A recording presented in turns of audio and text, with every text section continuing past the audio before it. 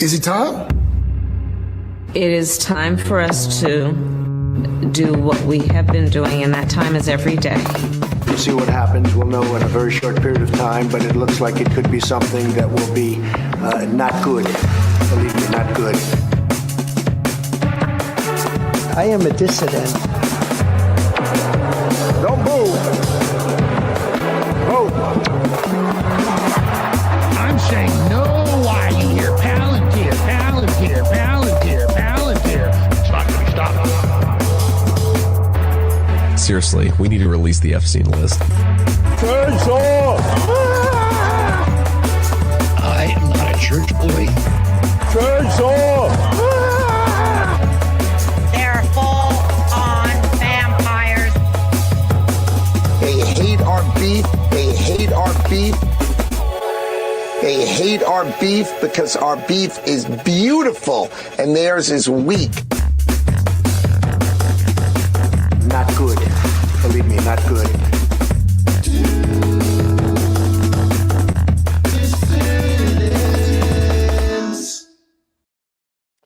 Hello, dissidents. Welcome, one and all, to a Thursday midday edition of the New Dissidents podcast. Keaton Weiss here with Russell Dobular once again. Just got to unmute that microphone right there, and we'll be all set. Hello. How's everybody doing today? Hope everybody's doing all right. So another long week comes to a close here. Russ was on the Jimmy Dore show last night with Professor Morandi, Katie Halper, and Kurt Metzger. Big show last night. That was a very big lineup. Big lineup last night on the Jimmy Dore show. Lots going on today. Lots going on this week. Lots of stories to pick from and get to. Talk about news coming in fast. I just saw a pretty hilarious headline from ABC News. So apparently this is for real. Apparently Donald Trump's teleprompter operator made $100,000 in bets this year.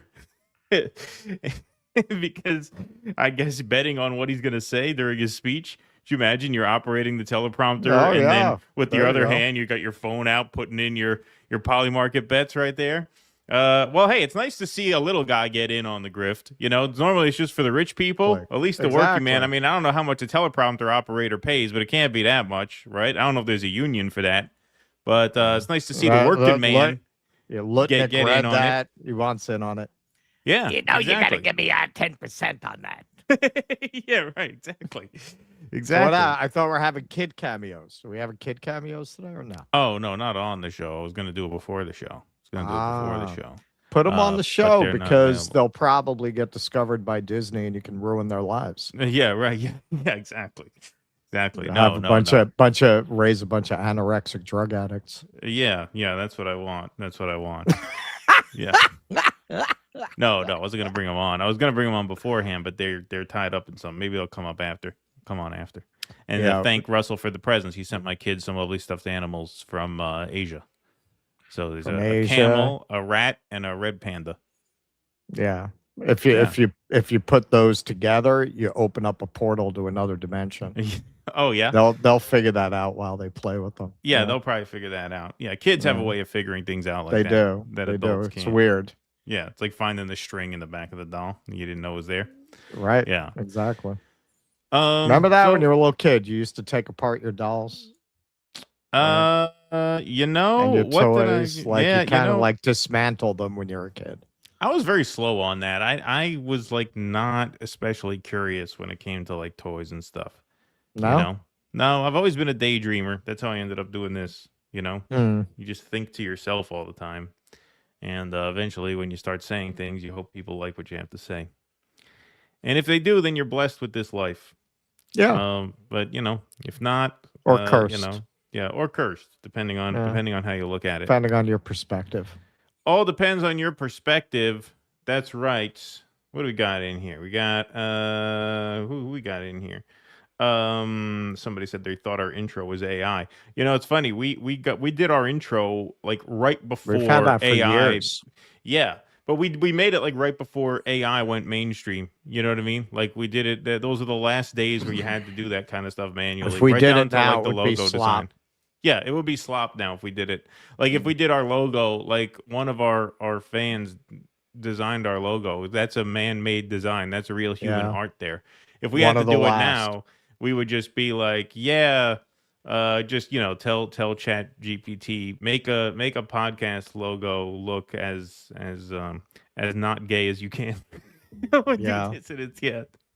Yes, that's what we were going for. That would be our input. Yeah, that would be our input. Not gay. Yeah, exactly. Not fake and gay. Not fake, not gay, please. Little less fake, little less gay. You give it notes. It feeds you back something. That would be funny. You ask ChatGPT or ask one of the AI things to make you something.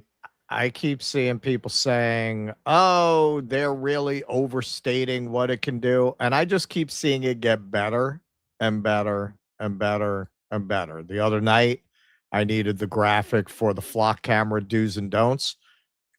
Hit it out of the park on the first try. First prompt, boom, spit it right out. Yeah, no, it's crazy what you can do with that. But hey, a man-made epic film is opening tomorrow. The Odyssey. Russ is going to see it. I'm going to go try and see it this weekend too. At some point, it's hard because it's 3 fucking hours. But I guess it's the Odyssey. I'm seeing it I'm seeing it at 10 a.m. because by the time I decided to go ahead and see it, it was pretty sold out. Yeah. Here it's like not unless you wanted to sit in the front row in an IMAX, which right. Yeah, you got to see it in the IMAX, right? You can't not see it in the IMAX. That's I'm gonna see it. I'm gonna see it in the IMAX. So I will on my channel. I'm hoping to post it tomorrow afternoon or night. I will have an out of the theater review of the Odyssey. There you go. All right. Well, speaking of Odysseys, let's get embarking on our Odyssey here. We got 653 strong in the YouTube chat, 239 over on Rumble. Please do smash that like button here. Helps us out, especially on the early show. And let's get going. You're up first. 100 Dems. Oh. All right. 100 Dems, 100 Knights. Okay. All right. Let me get everything set up. Because it's going to be the most important segment we've ever done. I feel like a lot's riding on this. I know the people from the network are watching. Yeah, right. Yeah, exactly. This is our big shot. Yeah. All right. Well, hey, we want to give you some white pill news. A great development. The Senate voted against the NDAA 50 to 46, denying Israel a merger with the U.S. Those 46. Okay, so he actually got it wrong, Ian Malcolm. The 46 are the ones who voted no, but you need 60 votes to get this through. Right. And the 46 were all Democrats in the Senate. And all of the Republicans voted for, which wound up being a majority, but not enough to advance it. Now, whenever we cover this, I always want to urge you, as our friend Gen X Girl has been doing, because this is not over. That is a temporary reprieve. 202-224-3121. That is the phone number to call your senator and urge them to vote no until they strip out Section 219, which will effectively merge Israel's military and intelligence services with our own. Then me and Keaton are going to have to abscond to Malta because there's going to be no living in this country for people who do what we do. But the action then moved to the House with the Massie-Kana bill to strip out Israel funding from the House version of the NDAA. Here's Massie talking about his amendment. Madam Chair, my amendment is simple. It strikes $3.3 billion of foreign aid to the country of Israel from the state funding bill. You know, we've got $39.4 trillion of debt. We've got needs at home, which include our infrastructure, our roads and bridges. We've got a shortfall in that fund. We've got our locks and dams that we're perpetually trying to figure out new funding mechanisms to come up with. And we've got homeless veterans. And we're sending more money to Israel in this bill than we spend on homeless veterans in this country. Just to put it in perspective, there are 3,000 counties in this country. And if you divide that into $3 billion, that's $1 million from every county. This is not a significant amount of money that is going overseas. So I think we should stop it. We should put them on a diet. They're the biggest welfare recipient of the United States and have been for many years. $310 billion has been received by Israel from the taxpayers of the United States. That's in inflation-adjusted dollars since we've been giving them money. And that's why I think this amendment is important, and I reserve the balance of my time. All right. You know what's ironic? I was getting into this in a different segment with Kurt yesterday. The average income for Israelis, the median income rather, not the average, is higher than for Americans. Look at that. When you get all of this welfare funding from us, they live better than we do. They have higher median income, universal health care, education, all kinds of things we don't have. Shocking everybody, Nancy Pelosi announced that she's going to vote in favor of the Massie-Kana resolution to cut off aid to Israel. Socialist news media interprets that as meaning the tide has officially turned in American sentiment of Israel-Palestine. I think that's probably true. I don't think it's turning fast enough, but sure. Yeah. I mean, I've always loved Nancy Pelosi personally. I think we've always had great things to say about her, so it's not that surprising. No, you know why I love Nancy Pelosi? Because I'm a capitalist. That's just the way it is. Okay, so here she is 7 years ago talking about her commitment to Israel. I've said to people when they ask me if this capital crumbled to the ground, the one thing that would remain is our commitment to our aid. And I don't even call it aid, our cooperation with Israel. Wow. It's fundamental. It's not even aid. Good pull. Fundamental. It's a partnership. Remember this. Yeah. Yeah, it's a partnership. So, it's pretty amazing. I guess her resolve crumbled before the Capitol did. But you know whose didn't? Because he's still in the game, man. He's still at the beginning of his career. This guy's got a lot of grifting to do. He's Got a lot of Griffin. Pelosi's at the end. She's about to retire. Okay. I can take a vote of conscience once in my career. But Jeffries, look at that. Look at that Nosferatu motherfucker, man. He's thinking about all that AIPAC money he's going to suck up from those Jews, right? He's got AIPAC Shakur there, man. He's ready to rumble. Him and Buttigieg should have a rat off or something. So he's getting that big money. And hey, the money buys you access, right? They don't spend this money for their health. This from DropSite. House Minority Leader Hakeem Jeffries' decision to oppose an amendment to cut $3.3 billion in U.S. military aid to Israel comes weeks after AIPAC's PAC sent a record $149,300 earmarked contribution to his joint fundraising committee, Sludge reports. It is the largest earmarked disbursement AIPAC's PAC has ever made, and nearly 30 times the standard $5,000 per election limit for a multi-candidate PAC giving directly to one candidate. So that's it, man. That money buys you access, buys you acquiescence. And this is where, hey, some of our friends that we've been at odds with on certain points regarding electoralism in certain cases, they're absolutely right to excoriate anyone who will not just straight out commit to not supporting Jeffries as speaker. Sure. I mean, right there, you're signaling that you're going to be useless when you get in office. If you're going to support this guy, you're just saying you're going to be another AOC. If you can't just straight out say you are not going to vote for someone like this for speaker. Over 100 Democrats did end up voting to end U.S. funding for Israel.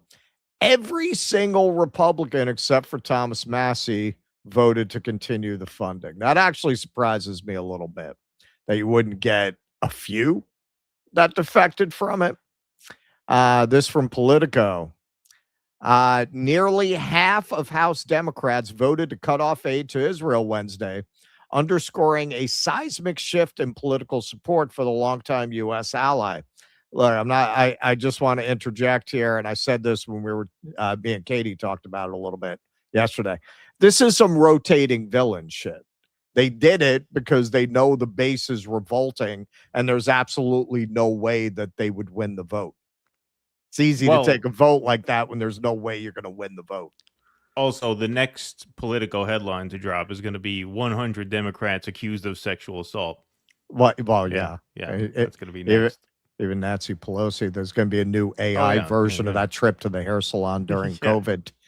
The amendment to a State Department spending bill would have eliminated $3.3 billion in funding, and thanks to strong Republican support for the Jewish state, it failed. Remember, this is Politico. It failed 314 to 104. But the vote served as a moment of reckoning for House Democrats who have had to confront years of voter outrage about Israel's handling of the war in Gaza. Quote, there's also a real sense that the status quo cannot continue, the House's number 2 Democrat, Rep. Catherine Clark of Massachusetts, said in an interview before voting for the amendment. Just over 2 years ago, only 37 House Democrats, mostly on the party's hard left flank, voted for a similar bid to crack down on U.S. aid for Israel. This time, a much broader swath of Democrats came along. 103 of the 211 members voting Wednesday, plus another 10 who voted present. That's what you call the Courage Caucus, the ones who voted present. The supporters included Nancy Pelosi of California, the esteemed former speaker, esteemed by who said in a statement, esteemed by high-end ice cream makers everywhere. Yeah. Who said in a statement that she reluctantly backed the amendment to send a message that Americans, quote, are rightly demanding an end to a perpetual cycle of war, and the Netanyahu government cannot maintain its current course. While by the Marin County Parks Department. Yeah. While the amendment in question was introduced by an isolationist Republican, Thomas Massie of Kentucky, every other member of his party rejected the amendment. That was itself evidence of how entrenched pro-Israel groups have become in the GOP. See, this is interesting. 2 years ago, 21 House Republicans voted to cut Israel aid. So they had 37 Democrats. They had 21 House Republicans. Now you've gone up to 100 Democrats who, again, is that a realistic projection of how they would vote? What if there were enough Republicans for this to have a snowball's chance in hell of passing? There's absolutely no way that they wouldn't rig the math like they do to make sure that there's no way that it would pass. So I think this is more apparently meaningful than really meaningful. Akbar Shahid Ahmed, final tally 103 Democrats. In early to mid-October 2023, as signs of a massive Israeli assault on Gaza were growing and many U.S.-linked deaths and apparent war crimes might have been prevented, 10 Democratic lawmakers sought a ceasefire. The Biden administration cast some as disgraceful. 100 House Democrats vote to align with Israel and conspiracy-obsessed Thomas Massie. Most Dems voting for this say they don't even agree with it, but want to send a message. Message received. Anti-Israel messaging to the radical wings of each party is vital for re-election. Oh, yeah, no, that's what the DNC has been doing. They've been catering to people who are pro-Palestine. They haven't been going out of their way to sabotage their campaigns or anything. Rokana. Today, over 100 Democrats voted for the Massie Amendment to zero aid to Israel. My brother, Rep. Bowman, and Cori Bush lost their seats for this stand 2 years ago. As a colleague told me, Black martyrdom is normalized in America. Today, I want to recognize their courage. Yeah, man, they did wind up going out on that, particularly Bowman. They really went after Bowman for that position. And yeah, this is the Cassandra nature of being a leftist. You're always going to be proven right on matters of war and peace, and eventually it's going to become the conventional wisdom. This will be the conventional wisdom. The one poster was right, that this does represent a certain shift in momentum that is probably irreversible. I do think there will come a day when you can get a majority of Democrats to vote without shenanigans against this. That day is too far off. It's too far off for the Palestinian people who are being slaughtered, and the people of Lebanon and other people in the region who are being slaughtered by the IDF, because you're talking years before you get enough of the mummies out and enough of the new blood in, and enough new blood that's not deeply compromised and owned by AIPAC and the DSC, like AIPAC Shakur there, before you get enough of a critical mass of those people to put the pressure on AIPAC Shakur. You're not going to end this until you get to the day that Hakeem Jeffries feels enough of the heat that he would vote in favor of this amendment. You think that's next month? You think that's 6 months? Think that's even a year? Maybe a year. I don't think so.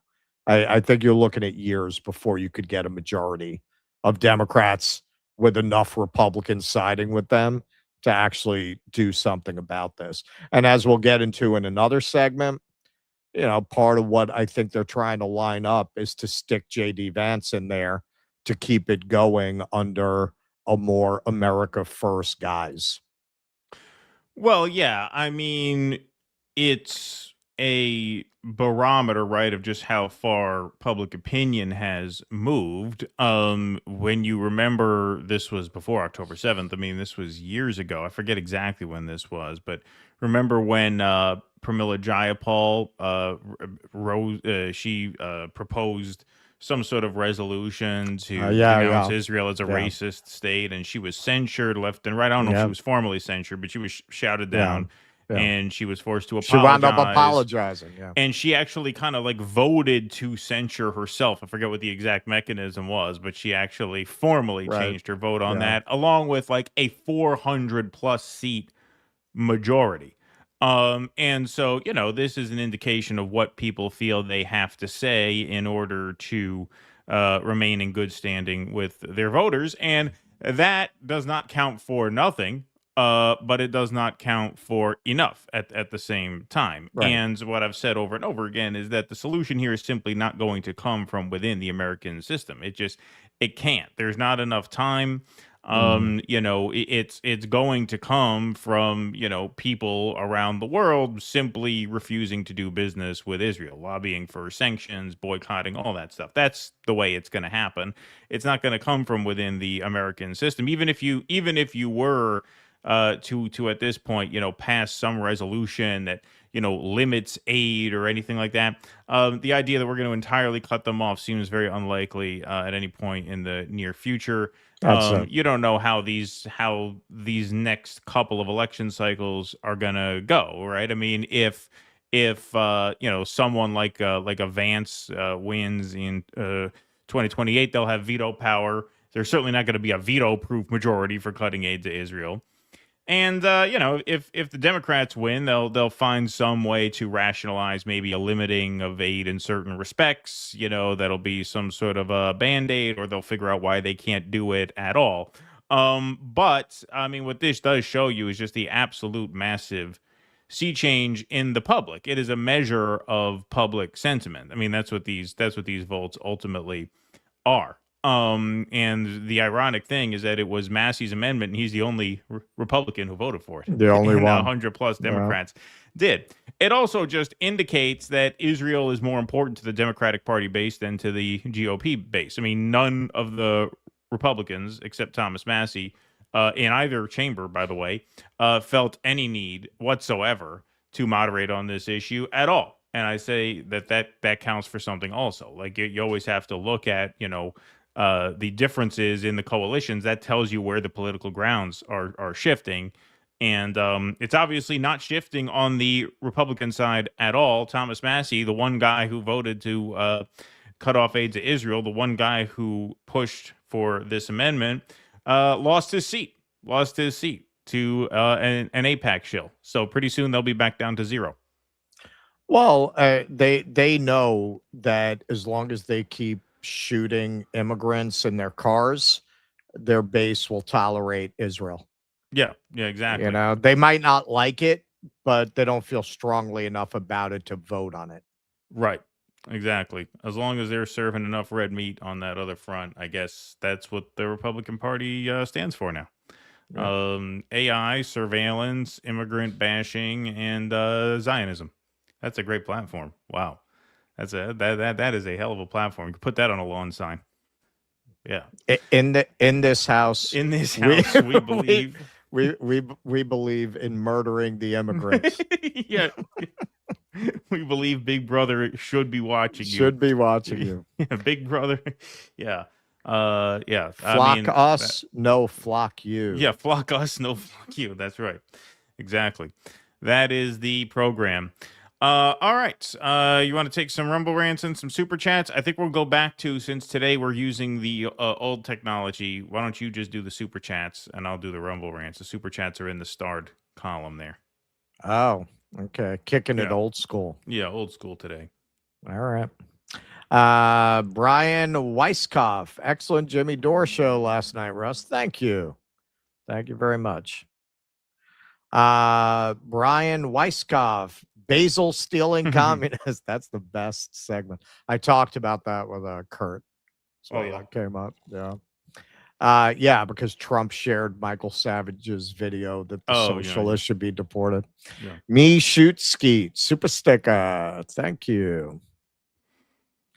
Satanica. Love from Bahrain.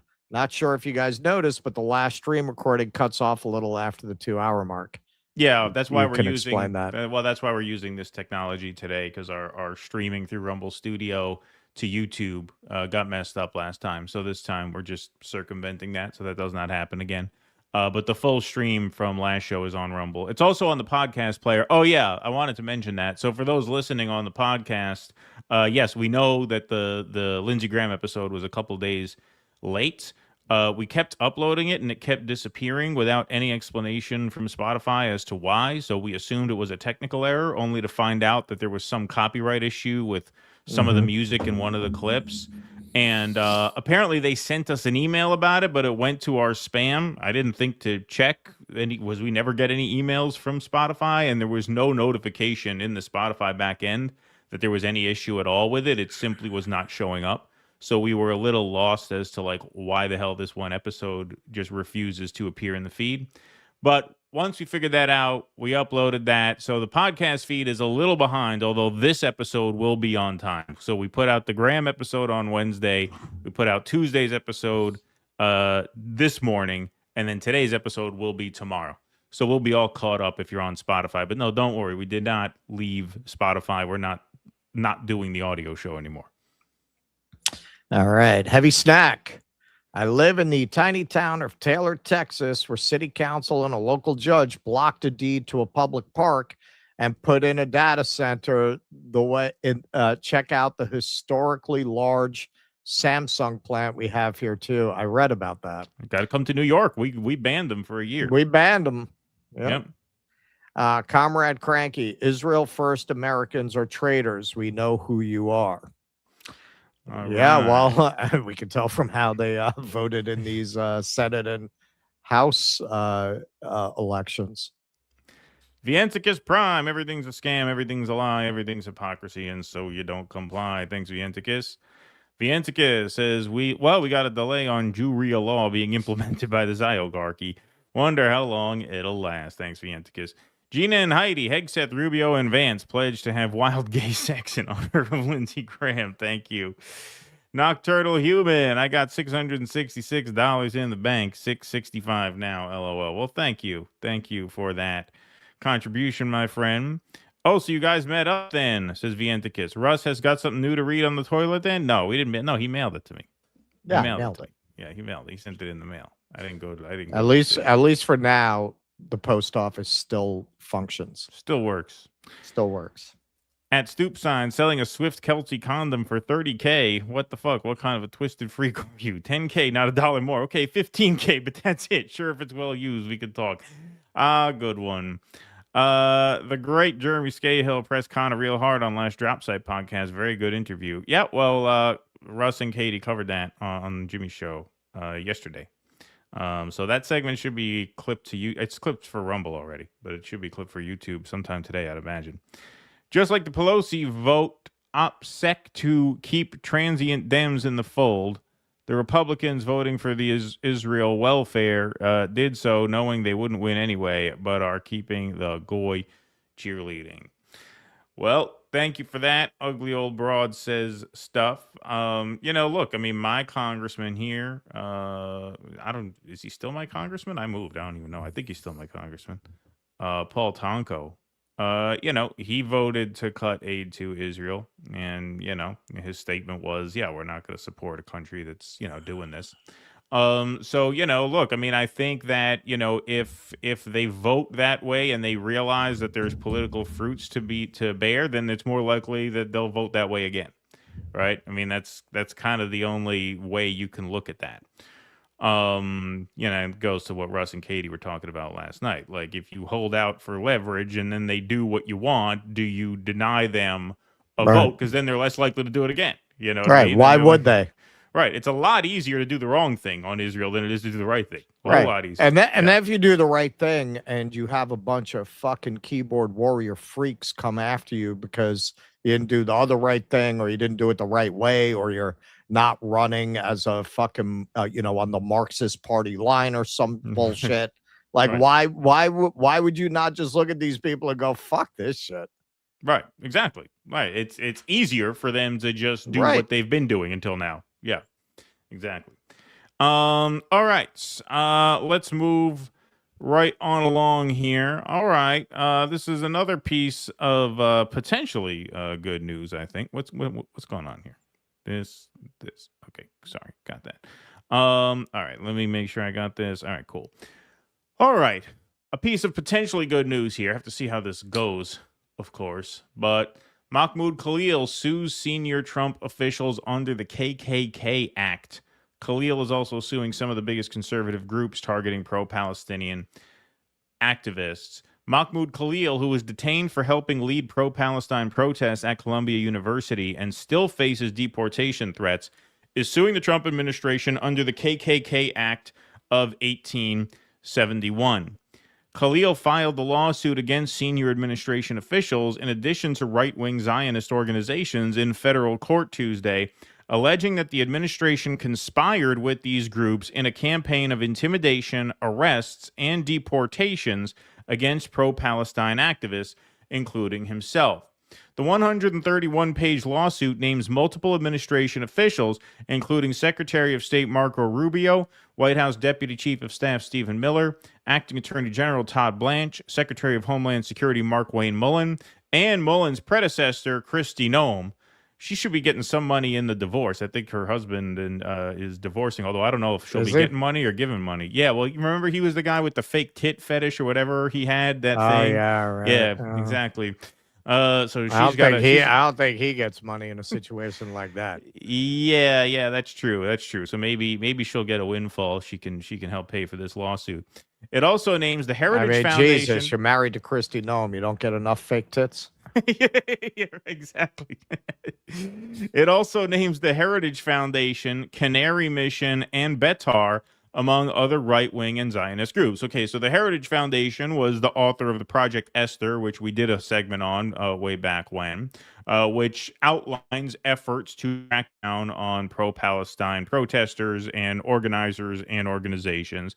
Canary Mission and Betar explicitly admit that they are, feeding the government names of people for deportation. That's basically the doxing site. I hate to give them more publicity than they deserve, but it says on there when you go to report somebody on one of the sites, I forget which one has this field, but you can actually, when you go to report pro-Palestine person, there's a field for their immigration or citizenship status. So that is a direct signal that they're gathering information on non-citizens potentially for deportation, as was the case against Mahmoud Khalil. So that's why those groups are named. Collectively, the conspirators' actions, motivated by their shared unlawful purpose and animus, sought to terrorize and make an example of Mr. Khalil and other non-citizen Palestinians or supporters of Palestinians in order to intimidate and silence the growing movement for Palestinian rights and political freedom in a manner the KKK Act was designed to prescribe when enacting during Reconstruction. The lawsuit states. Yeah, the administration's going to need some explanation. They think the KKK Act is a new Broadway musical, but that is not the case. Refers to a it's a sequel to Hamilton. Law. Yeah, right. It's a sequel to Hamilton. Yeah, exactly. It's the new Lin-Manuel Miranda rap musical. So Eric Ublacher tweets out some video of Mahmoud Khalil explaining why he was compelled to do this at a little press conference. About accountability and justice. And no matter where I am, I will not stop. I will not stop fighting until everyone who willingly contributed to my missing the birth of my son and to taking 104 days of my life from me answers for what they've done. But this case is about far more than what was done to me. It's about a coordinated, ongoing campaign to punish, silence, and intimidate anyone who dares to speak out for Palestinian liberation. And it's about exposing the network of organizations, political actors, and institutions that work together to criminalize solidarity with Palestine and to make an example of those who refuse to stay silent. All right. Now, you talk about a David versus Goliath battle here because all of the institutional power is against him, which is why he is still facing deportation despite the blatant illegality of their campaign against him. Again, this was the, I made the comparison when the Trump administration started. This was the first real high-profile assault on pro-Palestine speech, locking a green card holder in a cage for expressing wrongthink. In a road test, they call an action like that an automatic fail. Doesn't matter if you nail the rest of the test, doing a thing like that, cutting across oncoming traffic to make a left turn, that's considered an automatic fail. And that's what this was from day one.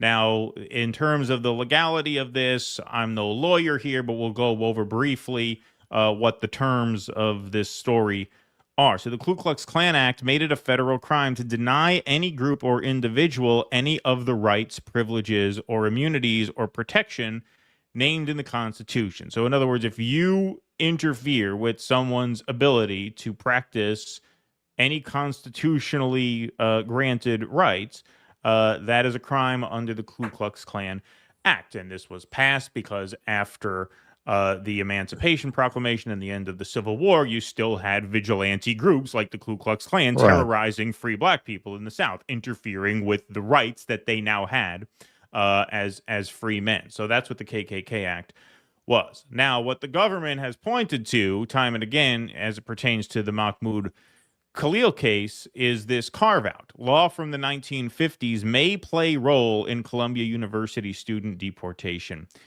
case. So this is from the National Constitutional Center, which is a legal blog.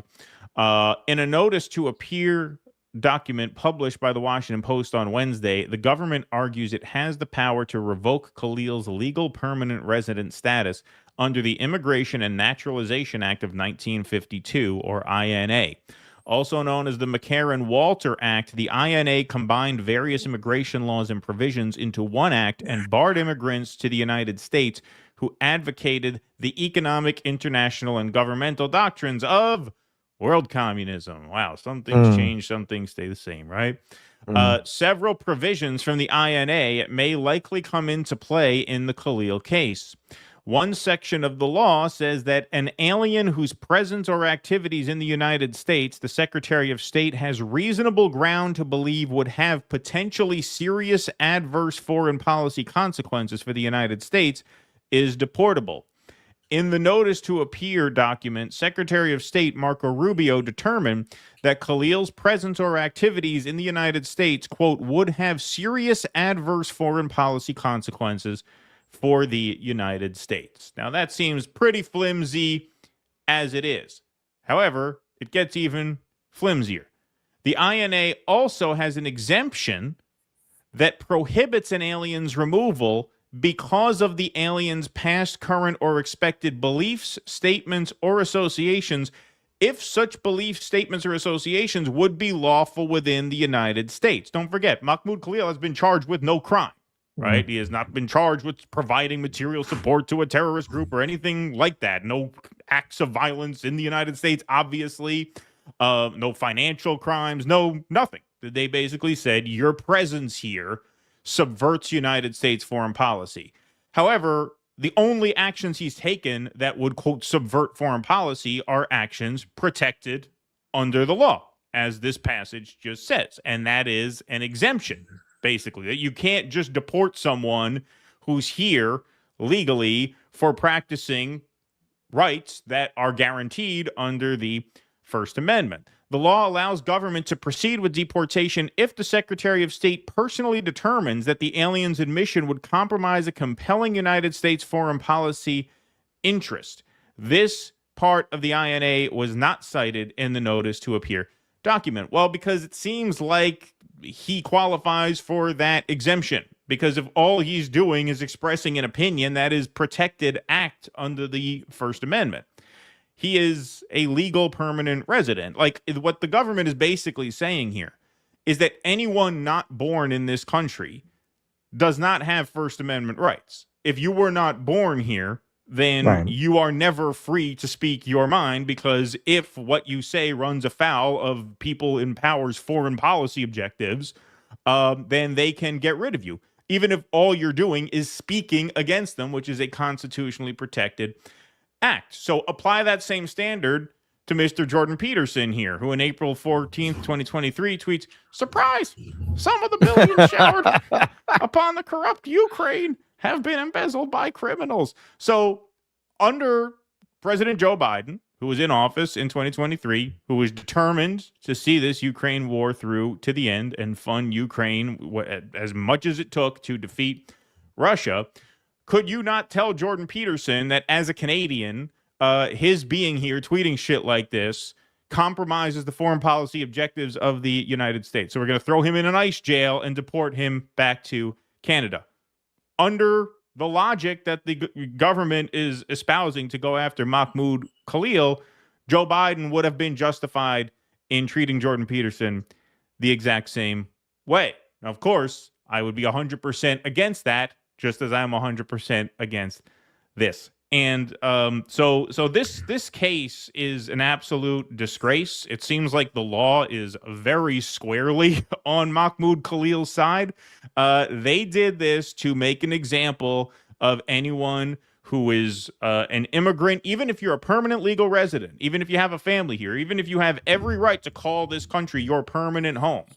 They want you to believe that you do not have the same rights as everybody else because you're here legal, because you were not born here. You were not born here. It truly is a very blood and soil rationale that if you were not born here, you can never become an American, which, talk about anti-American. I mean, this is people who are far more jingoistic than I am, people who are far more romantic about the American tradition than I am, have always said, the thing that's great about America that you can't say about anywhere else, you can move to France, but you can't be a Frenchman. You can move to Spain, but you can't be a Spaniard. But anyone can move to America and they can be an American. Well, not if he can be deported for this, because as the law pretty clearly states, you cannot simply deport someone who is here legally for practicing what are constitutionally protected rights. And so good for him for bringing this lawsuit. It is nice to see him go on offense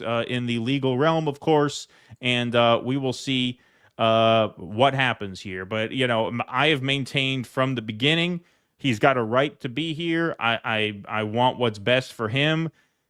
If I were him, I would find I would find a place that treats him a little better than this and go there. I think that would be a powerful statement as well. I was texting with a friend of ours earlier who says that, him bringing this lawsuit really creates the false impression that justice can be pursued in this country. We'll see. We'll see what happens. I hope he's got a good legal team, because you're going up against the giants in this case. But good for him for speaking his mind. He's got to get the lawyers the Scientologists use. They beat the IRS. Yeah, they need those Scientologist lawyers. He needs to go clear. He needs to go clear. He needs to join the church. Yeah. Don't keep him in the country. Have Tom Cruise go testify for him. Yeah. The loophole you could drive a truck through is that Secretary of State part, because the Secretary of State is Marco Rubio. And at the end of the day, if they get humiliated in court, I would imagine he'll invoke that extremely vague and open clause allowing the Secretary of State to make the determination on whether the person is a threat to foreign policy. How do you that's completely subjective. If it's really worded that way, it pretty much gives the Secretary of State autonomy in regards to deciding to deport somebody.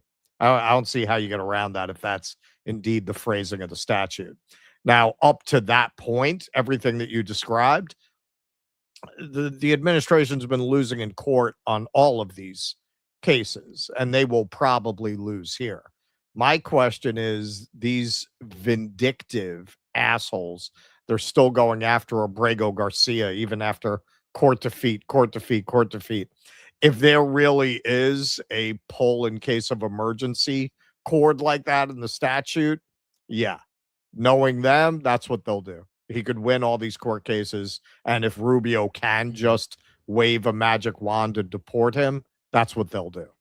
Yeah, I mean, the law seems clear. Like I said, disclaimer, I'm not a lawyer, but if the exemption is in there for constitutionally protected activities, then it seems like that would supersede any claim that, well, I feel that he's a threat to foreign policy. I mean, like I said, I'm not a lawyer. So, okay, so one way you could interpret that in a way that would give the Secretary of State like reason to believe that this person should not be here. Let's say there's a Mexican national, moves to America. He was born in Mexico. He lived for a while in Mexico. Now he lives in the United States, and the United States goes to war with Mexico. And this guy, now that he's here, is sending money back to Mexico to fund the war effort against America. At that point, you could say, okay, they're actively undermining our foreign policy objectives because they're actually taking actions that, aid and abet an enemy during wartime. So you might say, okay, well, if you're going to do that, if you're going to aid and abet people who we are actively at war with, you got to move back there. You can't live here. Okay, I mean, like that is an example where I can imagine invoking that. This is not that. This is speech. This is simply expressing an opinion. And so I don't see how you get around that part of the law, which says that, hey, you can't just bounce somebody for saying things you don't like. It's under the it's protected in the First Amendment that you can say what you want up to that Secretary of State clause. Now, if that clause is really as phrased in the article that you read, that ultimately gives the Secretary of State pretty absolute power to deport people, because any Secretary of State could say, this conflicts with my foreign policy. Now, we don't have the statute in front of us. We have an article describing the statute about it. Maybe there are elements that would allow for some legal process. The way that is phrased in the article, Secretary of State could deport anybody, more or less. Yeah, but I mean, these are what courts are for, right? And these are why you bring these suits. You have to go before a court and say, okay, does a Secretary of State's proclamation of how they feel about someone, does that supersede the exemption written in the law? In other words, can you just say, well, I feel you're a threat to foreign policy? So what you read strongly suggests that is the case. Yeah. But these are why you have courts. So where there's any gray area like that can be litigated, and I hope it is, because I would like some clarity on that, because it sure seems that because of that language, I mean, if that language is upheld in court, then what that means is you can't really move to America and become an American. Like, no, you can't. Americans have First Amendment rights. If anyone not born here, once they live here, can't say anything that the Secretary of State doesn't agree with about foreign policy, and therefore they can be deported. Well, but no, not everybody can be an American, which, of course, that is the worldview of the people in this government. America is for Americans. It is very much a blood and soil ethos that governs this administration, which Marco Rubio took great issue with until he sold out to become the Secretary of State. Like, Marco Rubio in 2016 was making a lot of these points about how un-American that whole ethos is. I mean, the fucking guy's family came from Cuba, for Christ's sake. Right. You know what I mean? Anyway, good luck to Mahmoud, and hopefully we get to hear this case. I'd be very, very curious as to how a court interprets this, because it seems like, he has a very compelling case that the letter of the law should supersede what the Secretary of State says he feels in his head. But we will see. We will see. All right. Let's move right on along here. You got, it looks like you got one super chat there, and I got some down here. Here we go. All right. Let's take a look over here. You want me to go? Yeah, go ahead. Matt from Wisconsin, long time no chat. Just welcomed a new dissident into the family. Congratulations. Oh, nice. That's beautiful. My parents tell me he needs to have a Trump account.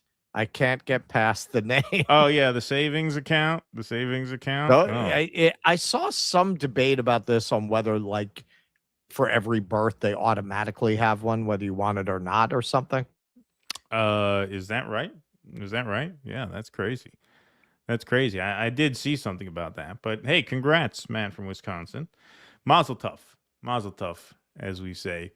Eric Rousseau, I say Congress members must go to carousel to get renewed at age 65. At least we get some fireworks. Matt from Wisconsin, long time no chat. Oh, sorry, that one is there already. Okay. Yeah, we got a couple. I doubled up on a couple of these. Okay, here we go. EO Shush says Plattner is no MLK, far from it. But FBI had damaging recording of MLK, and I don't know libs back then, but libs today would have canceled him. Oh, 100% libs would have canceled him. I mean, Martin Luther King was accused of sexual violence. Like, that came out in 2019. Like, he was not, I mean, everybody knows he was a womanizer with the hookers and everything. But no, he was actually accused of pretty gross sexual misconduct. And so, yeah, it's a good point. Good point. Like, what would they say? What would they say? You know? That I actually thought of a similar. Well, I thought a similar thing. and remember, the libs of that era did not like MLK. They thought he was too radical. He was not popular in his lifetime. No, like the moderate Dems did not like him. So if you transfer them to their counterparts of today, absolutely they would have canceled MLK. Yeah, for sure. No doubt about it. I think his approval rating nationwide was like in the 20s. It was like 27%. Yeah, it was like in the 20s. So yeah, allegations of sexual misconduct against Martin Luther King Jr. stem from sealed FBI surveillance files and memos. The most serious claim is a 1964 incident in which King allegedly failed to intervene and laughed while an associate raped a woman in a hotel room. Oh, come on, man. We've all been there. Yeah. So yeah, I mean, it's a very, very good question. How the libs would have reacted to that. You just put a condom on first. Yeah, right. Exactly. Oh boy. Oh God. All right. Let's move right on along. Oh yeah, JD Vance and Joe Rogan. Yes.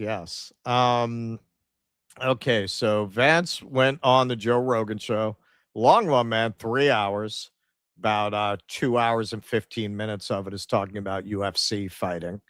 But they did get some relevant discussion in there. Did you actually watch the episode?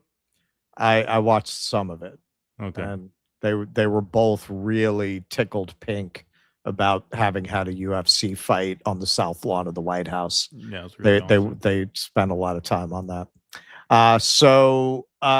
But Vance did break a lot of news, including some observations about Epstein that seemed to fly in the face of the idea that the boss has been putting out there, that it's a Democrat hoax, it's Russia. It's another one of those. So here's what he had to say. Now, as longtime viewers know, we can't know for sure, but after I did a Mark Andreessen piece pointing out that Joe Rogan cares about the well-being of his audience less than a piece of shit on the bottom of his shoe, because he let criminal who makes a living robbing old ladies of their life savings, Mark Andreessen, gin up his audience to go after the CFPB, the only real agency in the government with the authority to crack down on criminals like Humpty Dumpty there, his buddy Mark Andreessen. After we did that segment, we could no longer show Joe Rogan clips. So we don't know if that's why, but this is unique to us. All of our other peers are able to show Joe Rogan clips. So when we do Joe Rogan clips, we have to go with an artist's interpretation of what it looks like. We try to be as accurate as possible. So just keep that in mind. We got to go audio only with our artist rendition of events. I think he was Mossad. Yeah, Mossad or CIA or some other deep state, whether in America or Israel or another country, or both. Look, he clearly had connections to the highest levels of American intelligence. He clearly had connections to the highest levels of Israeli intelligence. Okay. A guy like JD Vance does not go on Joe Rogan and just say shit. He does not say that without having permission to say that. The deep state project is bigger than any one man. It's a lot bigger than Donald Trump. It's a lot bigger than Epstein. What you should take away from this, what I take away from it, is Vance is their boy. And they gave him permission to go on the Rogan show and act like he is in some way at odds with that agenda. They're trying to rehabilitate America First by presenting J.D. Vance as the real America First. They're trying to create daylight between him and Trump. Otherwise, this would be treasonous to the administration, right? If he didn't have permission to do that, don't you think Trump would be having a meltdown today? Right? Have you seen Trump having a meltdown that he said that? Because if that's the case, then Trump's a liar, which we know he is, but you're not allowed to say that as the VP unless they tell you you can say that. This does not happen by accident. A guy like J.D. Vance does not just go on Joe Rogan and say something like that without getting permission to say it. I think that's right. I think that's right. And I think, so sorry, were we taking a commentary break there? Or you want to keep going? No, go ahead. Go ahead. No, I think that I maintain that he is going to be president before the end of the term. I'm sticking with that. I believe Trump is going to resign at some point. What I think might happen now, what it's looking like, and then again, this is just pure speculation. You know, they're going to cause so much chaos around these midterms and so much ill will and bring us right to the brink of collapse. That, you know, once the dust settles, and I do believe that despite all of these efforts, the Democrats will come away with the House, I believe he's not going to want to deal with the political consequences of that. Because I think between now and January of next year, he's going to probably commit 6 or 7 impeachable offenses around the tampering with these midterms. Sure. On top of all the other shit, like it's just going to be headache after headache after headache. I maintain Vance is going to be seated. I think that's part of what this op is they think they can get a little reset going here. If he starts saying some of the right things, then when Trump resigns, it'll be a new day in America when he takes the good over. King. The right, good exactly. King. Yeah. That's just a guess, but take that for what it's worth. My guess, I have a mixed track record on my guesses. Sometimes I nail it, sometimes I don't. We'll see. All right. So he went on to say quite a few things about Israel. Here's one of them. Do you think that Israel is affecting American political judgment? I certainly think that there are a lot of talking points and there are a lot of arguments that make their way into American political discourse. I think there are a lot of social media campaigns that definitely influence Americans and affect Americans. Do I think that it's been dispositive on any particular issue? Like I think that's a much more difficult question. Do you think that we would have started this war in Iran without the influence of Israel? I think the president, completely separate from any influence from Israel, believes very strongly, and again, I agree with this, that Iran should not have a nuclear weapon. Right, and I but think he was after willing we to do things. bombed them in June, right? That was the initial attack, right? June of last year. Yeah. Midnight Hammer, yeah. Right. Do you think he would have continued with the most recent campaign if it wasn't for the influence of Israel? Yes, I do. Really? I do. Yeah. Right. Your bullshit game is so bad, even I'm seeing through it. Yeah. Yeah. Yeah. Okay. So you could see what they told him he could do and what he couldn't do and what he could say and what he couldn't say, because we know he's lying there, right? We have the reporting on what led up to Trump going to war with Iran, right? This from back in April from the New York Times. On February 11th, Netanyahu flew to Washington for a secret Situation Room meeting and pitched a 4-part plan for regime change. Destroy Iran's missile program, close Hormuz wouldn't be a real threat. Mossad would help foment street uprisings, and Kurdish fighters could open a ground front from Iraq. He brought a video montage of potential replacement leaders. Apparently, this doesn't include that, but in the Times article, he was pitching Pahlavi as he was going to take over if they did this. Trump's response sounds good to me. The next day, U.S. intelligence pushed back hard. CIA Director Ratcliffe called the regime change scenario farcical. Rubio said it was bullshit. General Kane told Trump this was standard operating procedure for the Israelis. They oversell, and their plans are not always well developed. By February 26th, in the final Situation Room meeting before the strikes began, the opposition was clear but nobody drew a hard line. Vance told Trump directly, I think this is a bad idea, but I'll support you. Rubio said regime change was unrealistic, but destroying the missile program was doable.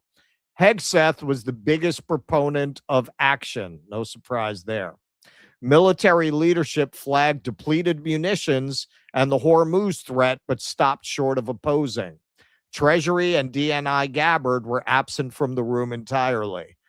Yeah, she had a cult event she had to be at. Trump went around the table, then made the call. I think we need to do it.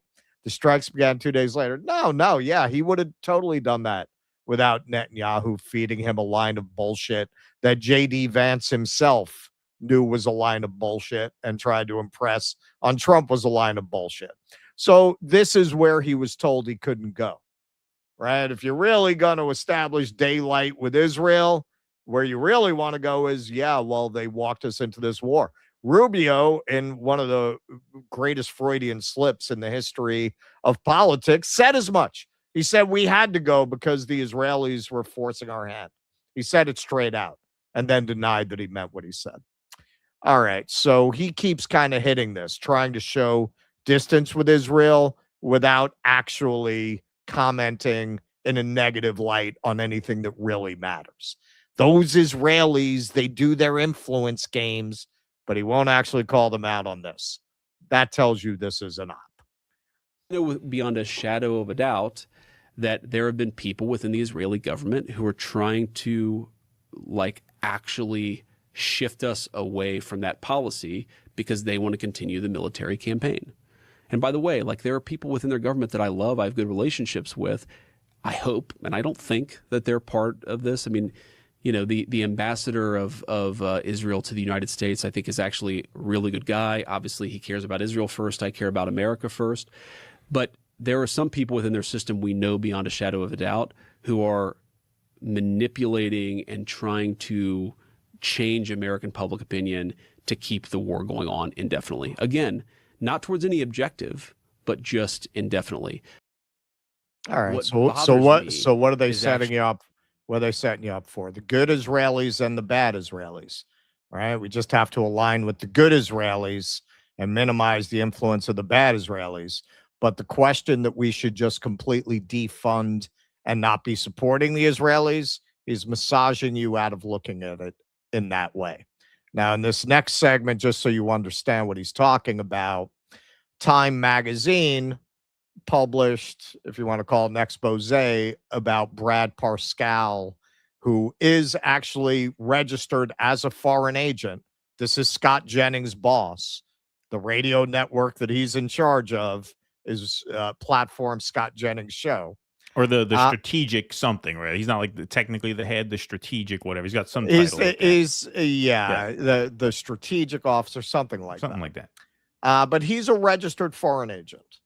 And the article gets into how the administration noticed when they started trying to bring the Iran war to a close that you had all of these identical comments coming from different conservative so-called influencers. And the article argues it went back to Parscale. So that's what he's talking about here. Americans meaning American leadership, allows that influence to affect their judgment and to affect what they are advocating for. That's what really bothers me. People are always going to try to influence the United States of America, whether they're allies of ours or whether they're enemies of ours. But again, when I open up the pages of Time magazine and I see that there's a literal foreign influence campaign being funded to tank the very deal that I was pursuing, and oh, by the way, many of the people who were receiving that money were actually attacking me in completely dishonest ways, my response to that is, well, go to hell.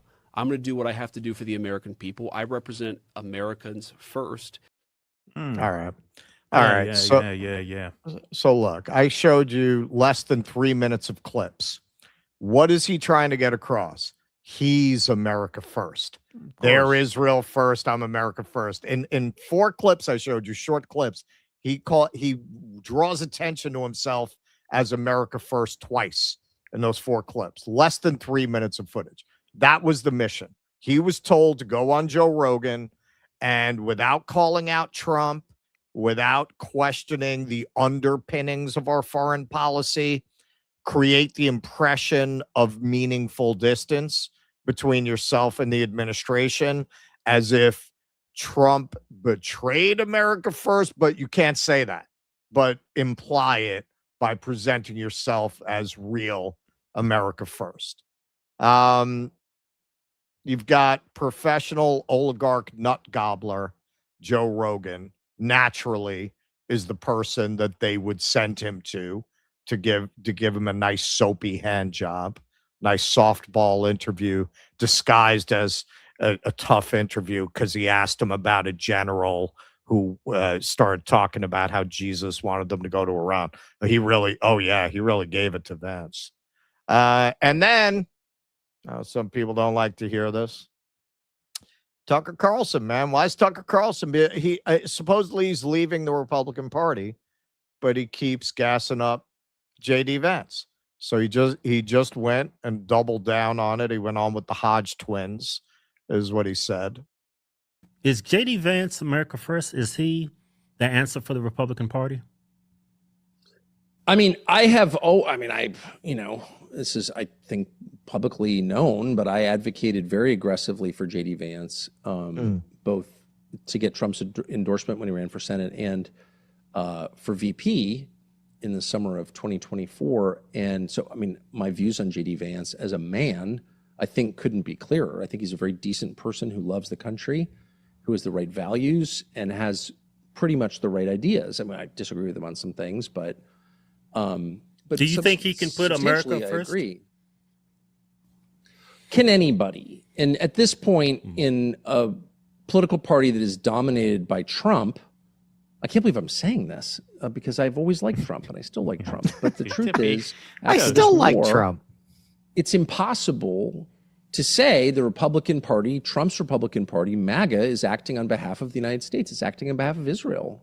And that's just a fact. It's a fact. I mean, that's not a conspiracy theory. They said that. We get it. Yeah, we understand. Marco Rubio said that on camera. So we went into this war following Israel. So it's like, that is the opposite of America First. That's America in the subordinate position, the female position, the bottom in this relationship. And that's the opposite of what we thought we were getting and what they told us we were getting. It's like, it's such a betrayal that anyone attached to that is going to have a hard time reestablishing trust, even if he's a good man. And J.D. Vance is a good man, but I think it's hard.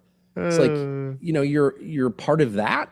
I mean, how could... That's going to be Bob Woodward's book on Trump term 2, The Female Position. America in Trump's second term. Miriam, she goes to the White House. I've heard different things. I've heard 9 inches. I've heard 12 inches. I've heard as much as 23 inches. She shoves up the president's rectum when he doesn't do her will. She puts him in the female position. And Netanyahu, I've heard he beats the bishop in a corner while she does it to him.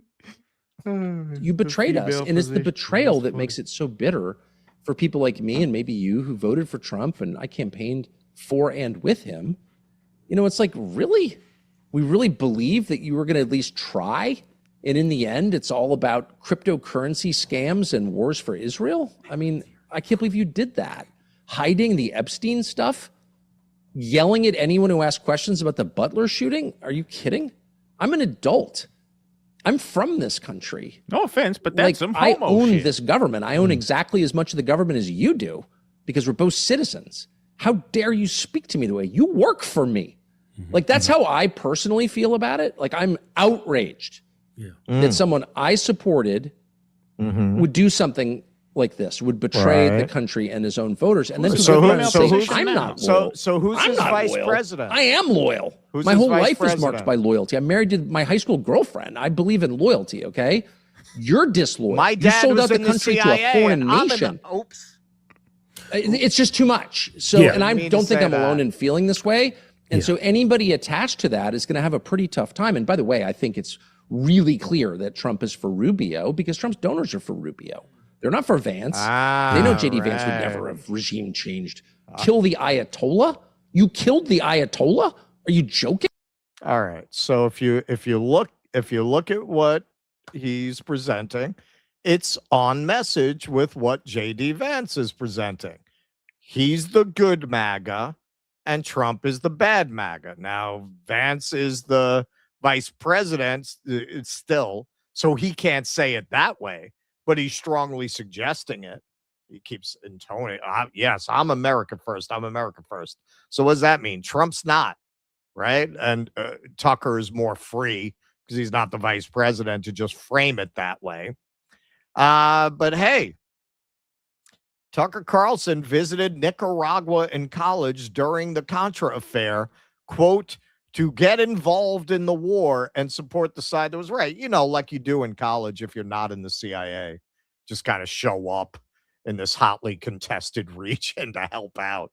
Yeah, you just do that with no government backing whatsoever, right? Tucker Carlson visited Nicaragua at least twice during the 1980s while he was still in college during the period of the Iran-Contra affair, also roughly 1981 to 1987. The visits occurred during the height of the Nicaraguan conflict between the Sandinista government and the U.S.-backed Contras. According to statements attributed to Carlson, he traveled to Nicaragua to, quote, get involved in the war and support the side that was right, which was not the Sandinista side.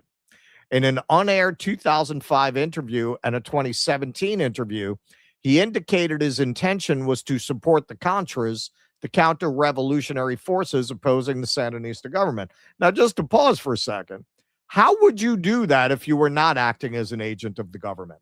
What, he was going to go fight? He was volunteering to fight, to write their press releases? Like, what was he going to do unless he was a cutout for the government? What did he think he was going to do for them? Additionally, an old college newspaper confirms that he made at least two trips to Nicaragua during this period. His father, Dick Carlson, was the director of Voice of America at the time, a U.S. government-funded media organization involved in anti-Sandinista propaganda efforts. Tucker also grew up down the street from the agents who overthrew the Mossadegh regime and flew to Vietnam with John McCain. Not only did Tucker lie about his father working for the CIA, there's a strong case to be made that Tucker is lying about working with intelligence himself, although there is no direct proof of this, despite many strange coincidences and his deep connections to the establishment that he's purportedly against. So here's a montage, and right at the top of the montage, you're going to see incontrovertibly Tucker lying about knowing that his father was in the CIA. He claims after his father's death in March 2025 that was when he found out his father was in the CIA. There are interviews with him prior to that talking openly about his father being in the CIA. So why would you lie about that if you don't have something to hide yourself? And you should pay special attention to how he sounds when he lies, because that will tell you that you have no idea when he's telling the truth, because he sounds exactly like he sounds when he says anything else. So you have no idea when he's bullshitting you, like a good CIA agent. He's attacking my dad as a CIA, his dad's in the CIA or whatever. And I'm like, well, that's no, untrue.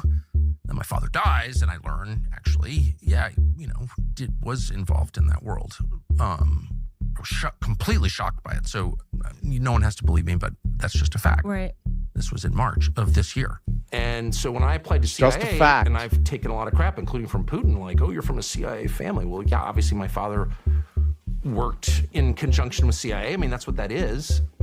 And I tried to join the CIA. Why lie about that if you're not an agent, if you're not a cutout? A long time, maybe 5 or 6 years. He was an ambassador in Africa, and then he ran something called the Corporation for Public Broadcasting. I mean, the guy who took out Mossadegh lived on my street. One of the Roosevelt CIA officer. So, I mean, again, I grew up around this stuff, but that's why it's not happening. But they seem to be doing so many other things. I mean, I applied to CIA. My dad worked with CIA. I was never against CIA. I thought only like dumb liberals were against CIA, and traitors or whatever. So my views on CIA have evolved based on things that I have seen and personally experienced. You took a pretty well publicized trip with your father. Was it about 1.5 years ago? How long has it been? Since we were in Pakistan? Down to Nicaragua for the summer and work and, get involved in the war, and support the side that we thought was right. Where you got left behind for a couple of days. Oh, no, that was when I went to Vietnam with John McCain. Yeah, I had a hassle at the airport. And are you still traveling with your father on trips? We spent the summer in Nicaragua trying to get a sense of the war there, and all kinds of hilarity ensued. But yourself, my father's a great guy to travel with, and very amusing and adventurous person who's up for anything. So I said, let's go to Pakistan. Okay. And we have the internet to expose the lies. If this isn't 20 years ago when you were on CNN, and we couldn't expose things, we can expose it now, and they still do it. Well, I guess I would ask myself, I lie. If I'm really cornered or something, I lie. I try never to lie on TV. I just don't, I don't like lying. I certainly do it, out of weakness or whatever. Okay. Yeah, no, we went to Pakistan. Yeah, my father was an adventurous guy. Yeah, things ensued in Nicaragua. He's raised in the family business. The family business is the CIA. Does that mean that there's no authenticity to him not liking what's going on in Iran or our relationship with Israel?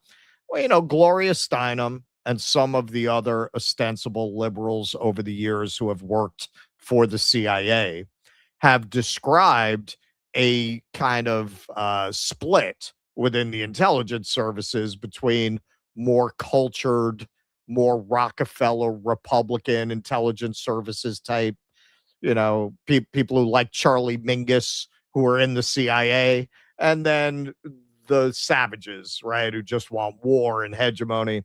So, hey, I think it's plausible that Tucker aligns with that more cultured, more old money, more New England type of intelligence service agents. I think the idea that he's not a cutout, I would dismiss that out of hand based on the evidence. You don't lie about knowing your father's in the CIA for no reason. You don't just do that if you don't have something to hide yourself. So if you look at that as a whole, why is that very important? Because Tucker Carlson, you can already see, is being set up as one of the most influential voices who's going to try to get you to swallow J.D. Vance as a solution to Donald Trump, rather than to go in a different direction that the intelligence services that I believe he works for don't like.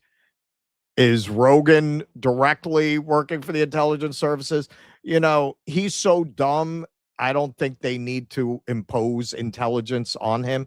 He doesn't have the intelligence for them to have to make him officially intelligence. I think it's easy enough for them to manipulate that Silicon Valley PayPal mafia dick sucker to go and do exactly what they want because he likes the access to power. And you know what?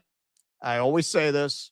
The other side could have had Rogan. He wanted to endorse Sanders, and what happened? AOC threw a fit. They rejected him. They tried to cancel him. They tried to take his career away. They boycott Spotify. So, yeah, man, between the combination of those things, what the so-called left tried to do to him, and then you got these people. Come on in. You get access. You get to go to the White House. You referee fights on the White House lawn. Why would he feel that he needs to piss off these people, especially after what he went through? So he's become a very useful asset, whether he knows it or not, for the deep state. They use him to humanize and normalize fucking criminals like Elon Musk, like Mark Andreessen, and like J.D. Vance. You look at the whole picture, they're setting you up to accept this guy as the one who's going to redeem America and the MAGA project. Yeah, they're going to put you in the female position for J.D. They're going to put you in the female position. That's right. For J.D. Vance. We're getting you in the female position to accept J.D. Vance. They're going to put you in the Rogan position. I lie sometimes. I mean, we all lie sometimes. I lie sometimes. If you ask me, do I want to do something, and I tell you, well, I can't, the reason I give is almost certainly a lie. The real reason is always because I don't want to. It's not because I have anything else to do. I'll come That's up why with some reason. I've learned not to ask Keith. Yeah, I'll come up with some anything. reason why I couldn't do anything. Yeah. So, and that goes, I don't mean you personally. I mean, I bet you I'd generally. be like Keaton, you coming down over the weekend? He's like, I would. I got to grout the bathroom. Yeah, I Like, would. This motherfucker doesn't know how to exactly. grout a bathroom. Whatever I got to do. Yeah, whatever I say I have to do that interferes with my ability to do whoever is asking me to do what they want me to. Yeah, no, that's almost certainly a lie. So those are the kinds of lies that I tell. I try not to tell lies that are more important than that. I lie to protect my time, which is my right. Okay. And I'm doing you a favor by lying because, oh, you're lying. Why don't you just tell me the truth? All right. Would you like me to just tell you, no, I don't want to hang out with you? Then you would call me an asshole for telling you the truth. Right. So the lies I tell are mutually beneficial. Okay. And I don't want to have to deal with the nonsense and the back and forth. So those are the convenient lies that I tell sometimes.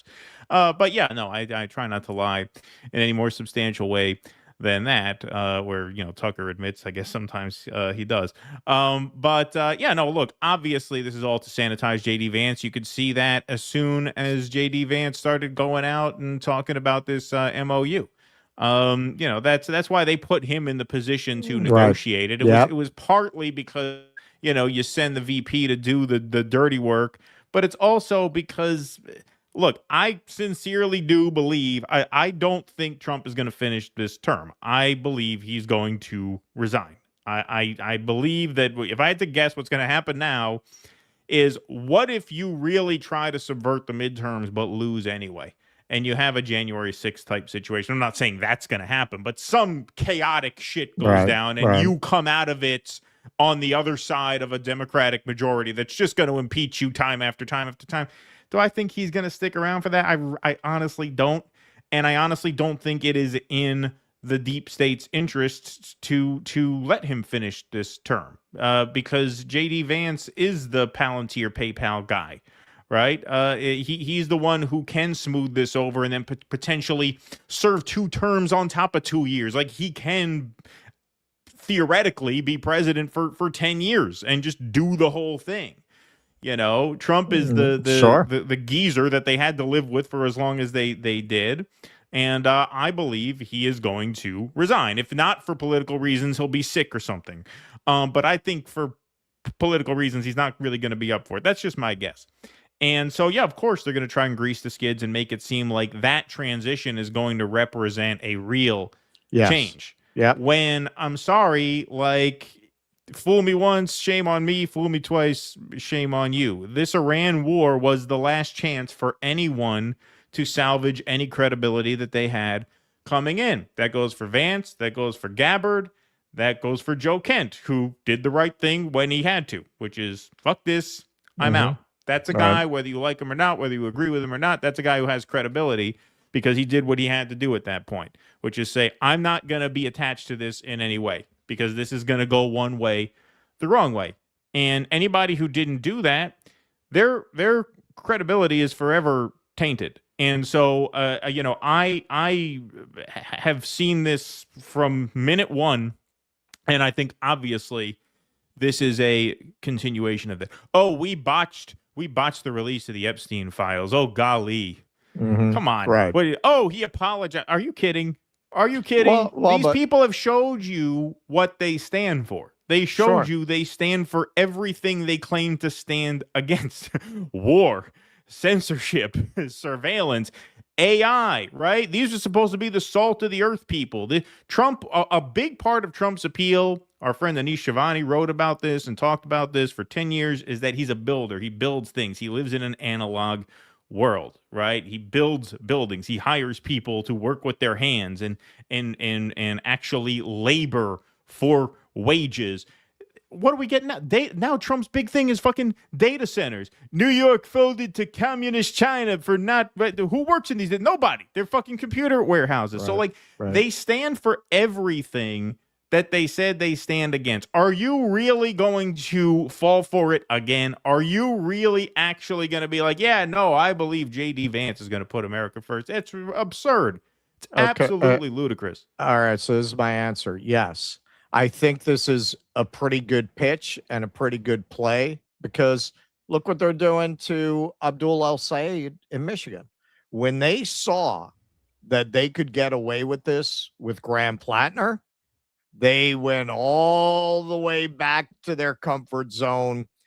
His attacks on Haley Stevens are somehow sexist. Right. He criticized Michelle Obama. He's a sexist. This is where they want to be. That is where they're comfortable. That is where they like to be. They took the Graham Plattner thing as a green light to go all the triple, quadruple down on the identity politics, drop any economic concessions, drop any concessions on Israel, just double and triple down on the Hillbot tactics. And the last poll, Haley Stevens is up 7. Of course, AIPAC is pouring an enormous amount of money in. That's part of it. But there is no real message. And she's a clownish candidate. And they're managing to push her over the top. How? With a very MSNBC, Rachel Maddow, lib-oriented campaign, pushing the idea that this guy is unsavory because Graham Plattner or something, and we can't do that with him. And look, Right. he actually criticized his political opponent, and she has a vagina. Therefore, he's a sexist. Therefore, you can't run against a woman, right? Right. Yeah, you can't. How could you, right? Because you're going to say, why would you vote for me? You're going to say something negative about them, right? There has to be a reason to prefer you. Well, so now you're a sexist. They have made it very clear that they're going to run that way. And yes, it is going to remind everyone, just as when I covered that with Katie yesterday, it reminded me how fucking much you despise these people.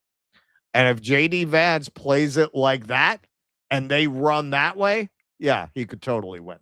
Oh, he could absolutely win. No, there's no doubt he can win. I mean, I think 2028 is very much up for grabs. Very much up for grabs because there's just a lot of balls in the air. You don't know how things are going to go, how things are going to shake out. So yeah, no, it's totally plausible.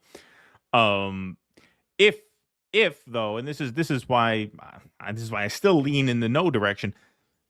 I just don't. I don't think, assuming he takes. I mean, I guess this is speculation on top of speculation. If he becomes the president, he's going to have a track record to run on. So by that point, there will already be a verdict. That cuts both ways. Right. That's what I believe is going to happen. So I got to stick with that. So I can't get into the 2028 stuff because I don't know if my version of events is going to play out exactly as it does. But assuming it doesn't, assuming he just runs for Trump's second term, yeah, he can certainly win if they get this op running and he doesn't have a record to run on. Because at that point, the ball is very much in the Democrats' court, and you can't trust them to fucking get out of their own way. And they run like a Gavin Newsom. Yeah, and do a lot of cringe identity politics signaling. Oh, yeah. No, Vance could definitely beat Newsom. That is definitely possible. And, promise to make Elliot Page the head of the MPAA, that kind of thing. Exactly. Yeah. No, Vance can definitely beat Newsom. I mean, that is definitely a question. But to me, it's just kind of bizarre and terrifying that anyone from this administration could rebrand themselves as anything but what they are, as evidenced by what they've done. How do you know a thing? By what it does. Look at these first 2 years. Sure. What wins have they put? Zero. It's been an absolute unmitigated nightmare. And this tells you the op they're running. They're exactly, anticipating that objection. Right. And look what Tucker says. It's hard in an administration like this. But clearly they want Rubio. Right. Exactly. All right. Let's move right on along here. All right. I'm going to put the scroll up. So why don't you take the super chats first, and then I got some Rumble rants here. Okay. All right. Beautiful. Kuznetsky is saying Trump will resign before end of term for health odor reasons. Odor issues. For a second, I thought it was an acronym, and I was like, it's odor. Kuznetsky was saying JD Vance puffy cheeks might be on prednisone. Well, that was Russ's rendering of him. That was the South Park rendering of him. Yeah, that wasn't real. Yeah, that wasn't the actual name. Yeah, he said it was an artist rendering. Exactly. Artist rendering, yes. Celeste Holmes. So Tucker is a missionary position only type. Not with the demons, though. Not when Alex Jones comes over. Maybe it was Graham Plattner. I don't know. Turn over, Asmodeus. I'm gonna fuck you in the ass. How boring. Maybe it was Plattner. For his Maybe, poor we high were school wrong. sweetheart wife. Well, she was probably a virgin and she didn't know. She doesn't know any better. She doesn't know what she's missing. Yeah, what do you say? I'm loyal. I'm an American, and I married my high school sweetheart. My family's been here for 400 years. I have deprived myself of pussy. I am a loyal American. How dare you question my loyalty? You know what I've sacrificed? She won't even give me a prostate massage. Yeah, right. Exactly. She's never heard of such a thing. I Never got heard of her such thing. right in her sophomore year. What does she know of those things? Yeah, exactly. Hey, if you like what we do here and you want to help us do more of it, the best way to do it is to become a member. DoDissidents.com/Patreon, Substack, and Locals. You get bonus perks like Film Club with Right Brain TV once a month. You also get extended live streams and bonus Q&A. We do that once a month, and you get call-in access to all of our Q&As, which happen every Sunday night over on Rumble after the main show.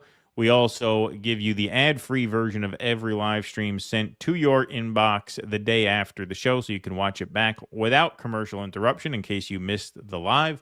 And you get your name up in lights here and the goodwill of supporting independent media and keeping this train running. So DoDissidents.com/Patreon, Substack, and Locals. We try our best to make it worthwhile for you, and you guys are the backbone of the operation. It is super, super helpful if you sign up, and these are all of the fine ladies and gentlemen who have. EO Shush says Vance's deals in the autistic tech billionaire bitch. Trump's Israel's bitch. They partnered up to get Trump in, but the strait being closed is fucking up their cash cow, OPEC nations that fund AI. Yeah, sounds about right. Tough guy Tucker Carlson equates the female position to being a little bitch. That was funny. I hadn't heard that. I'm surprised because I've seen like versions of that. That's new. That's new. No, but I've seen that interview with I've seen clips from that Hodge Twins interview. So I have seen that. Like within the past couple of days. Because I pulled in the last couple of days. Yeah, that's what I mean. It's new. Yeah, it's relative. Yeah, it's pretty new. It hasn't been around there forever. But yeah, no, I have seen clips from that interview and actually started watching the whole interview. But I didn't get to that part. That's funny. Israel's the top, America's the bottom. How is that America first? That's right. That's right. Every time I play Goodbye Pork Pie Hat, now I'm going to think he was CIA. Thank you, Mark Pugliese. Vienticus Prime. Keaton, want to hang out tomorrow? Sorry, I can't. I got to slay 3 dragons. Busy day. Thank you. Mark Pugliese. I had a friend that would beg off every time. He used to say, my grandma's coming over to show us slides of Ireland. That was his go-to excuse. That's funny. That's funny. I never used that one myself. I knew a horse and carriage driver who had a live-in girlfriend who was also a horse and carriage driver. And he knew his boss was so squeamish about lady troubles that if he wanted off work, he'd go, Karen has her period. That was okay. He wouldn't ask any other questions. That's funny. That's good. Hey, Hillary Hinton is back. Yeah, he says, hey, dirtbags, long time no see. Sorry it's been so long. I've been grouting my bathroom for the past 10 months. Huh? Good one. Always the witticisms there from Hillary Hinton. Thanks very much for being here, my friend. All right, what do we got over here? We got 695 in the like column. All righty. Yes, let's smash that like button. Let's smash that subscribe button. If you are new here, smash that follow button over on Rumble. We got 1766 in the YouTube room, 546 over on I have not been able to figure out where to put this so people can see it. It's one of my favorite new things that I got. What is that? It's like a New York City vintage telephone booth. Oh, nice. With graffiti on it and everything. And I put the They Live woman in it. Oh, that's cool. All right. Yeah, nobody can see it. Nobody can see it. Hang on. Can you see it if it's over there? Well, it's dark, so it's not. See, that's the problem. I'm going to have to put like a pin spot on it. Yeah, you got to put a light on it. Yeah, exactly. But there you go. All right. Let's move right on along here. All right. Hey, this is a fun segment. So Jack Posobiec went on the Piers Morgan show to I've been looking forward to this one. Yeah, I don't think Russ has seen this yet. But here's Jack Posobiec. I was so busy yesterday, I didn't even have time to watch it. Yeah, no, he told me he was looking forward to this one. So Jack Posobiec goes on Piers Morgan to talk about the Tyler Robinson trial and to talk about the harmful conspiracy theories that are implicating people who he says has nothing to do with the killing of Charlie Kirk, and how terrible it is for people to be spreading these theories around that they cannot substantiate. And looks like some of the panelists here came prepared. So there's Wajahat Ali and then Brian Taylor Cohen. Those are the two on the right. And Brian Tyler Cohen mentions Jack Posobiec's hand in promoting very aggressively, allegedly, the Pizzagate conspiracy theory 10 years prior. So here is Jack Posobiec being called out on that, and here's how he reacts. Pizzagate? For absolute years, your years. Do you stand behind Pizzagate? For absolute years, your conspiracy theory. Do you stand behind took your down own our words with entire Pizzagate? Government, Yes or no? destroyed the country. Yes you or had no? some- Do you had a stand guy behind named James Pizzagate? T. Hodgkinson who shot up a Posobiec's Republican. talking about If you're willing to excuse say me, these things, why can't you stand baseball behind them? field because he's of not your a Why man conspiracy filibuster? theories. Why can't you We're just dealing with a stand boy. up for your own words? You said Jack, them. Why be a can't you man. stand up for I'm your own asking you words if you instead can of do- if you filibuster? do, you can hold yourself to your old In standard. the interest of fair play, Do you hold I yourself like to to your call own out standard? everybody, but look, they put a direct thing to you, Jack. Do you were part of that Pizzagate conspiracy theory era? Do you now regret that? Well, for one, I never said that it was true, ever. People have put words in my mouth, and people have claimed things I never said. Did you believe it might be true? No. Then why'd you promote it? Again, see, he's saying promoted. He can't actually point to anything I've said. Did you ever promote it? No. Never. Wow. No, we went there to have dinner and to show people that it was a regular shop. And I've said that from the very start. Okay, so he says, we went there to show it was a regular shop, and that's what our mission was from the very start. I'm already seeing a little bit of confusion in the chat. Wasn't Pizzagate real? It seems like, based on the Epstein files, that elites do tend to use the word pizza as a code word for stuff that is not pizza. So in that broad sense, you could say thematically there's some substance to Pizzagate as a whole in terms of how they describe. Did use frozen pepperoni, claiming it was fresh pepperoni. Yeah, right, exactly. Yeah, there was that. The use of pizza as a substitute, as a code word, yes, and that is probably where this particular Pizzagate conspiracy came from. But what we're talking about here is Comet Pizza, the pizzeria in D.C., which that apparently was total bullshit. Like, you could say it's true that the Epstein class uses pizza as a code, but that does not implicate this particular pizzeria. This particular pizzeria obviously was unfairly and maliciously targeted. I'm not sure if it's still there. My guess would be it still is. But that's what we're talking about here. We're talking about the actual store, Comet Pizza, which was not part of whatever Pizzagate the Epsteinites were interested in terms of how they encoded their emails or whatever that is. So that's what we're talking about here. Thanks for the chat for pointing that out, because I don't want there to be a confusion. All right, so Brian Tyler Cohen pulls up some quotes on air. Apparently Piers Morgan is fed some material on air that kind of contradicts Jack Posobiec's denial that he went after this Comet Pizza, for malicious reasons. So here's Piers Morgan starting to push back a little bit.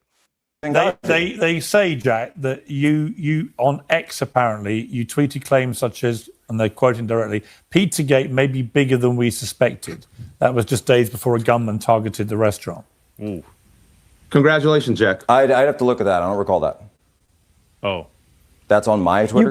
You can't both condemn Candace Owens for spreading conspiracy theories while you are guilty of the exact same phenomenon that she is. For the record, what happened there is regretful. Back is the issue. That is equating it to a grand conspiracy theory. theory. Rather than actually looking. All right, this goes back and forth. But all right, so Piers Morgan calls him on the tweet there.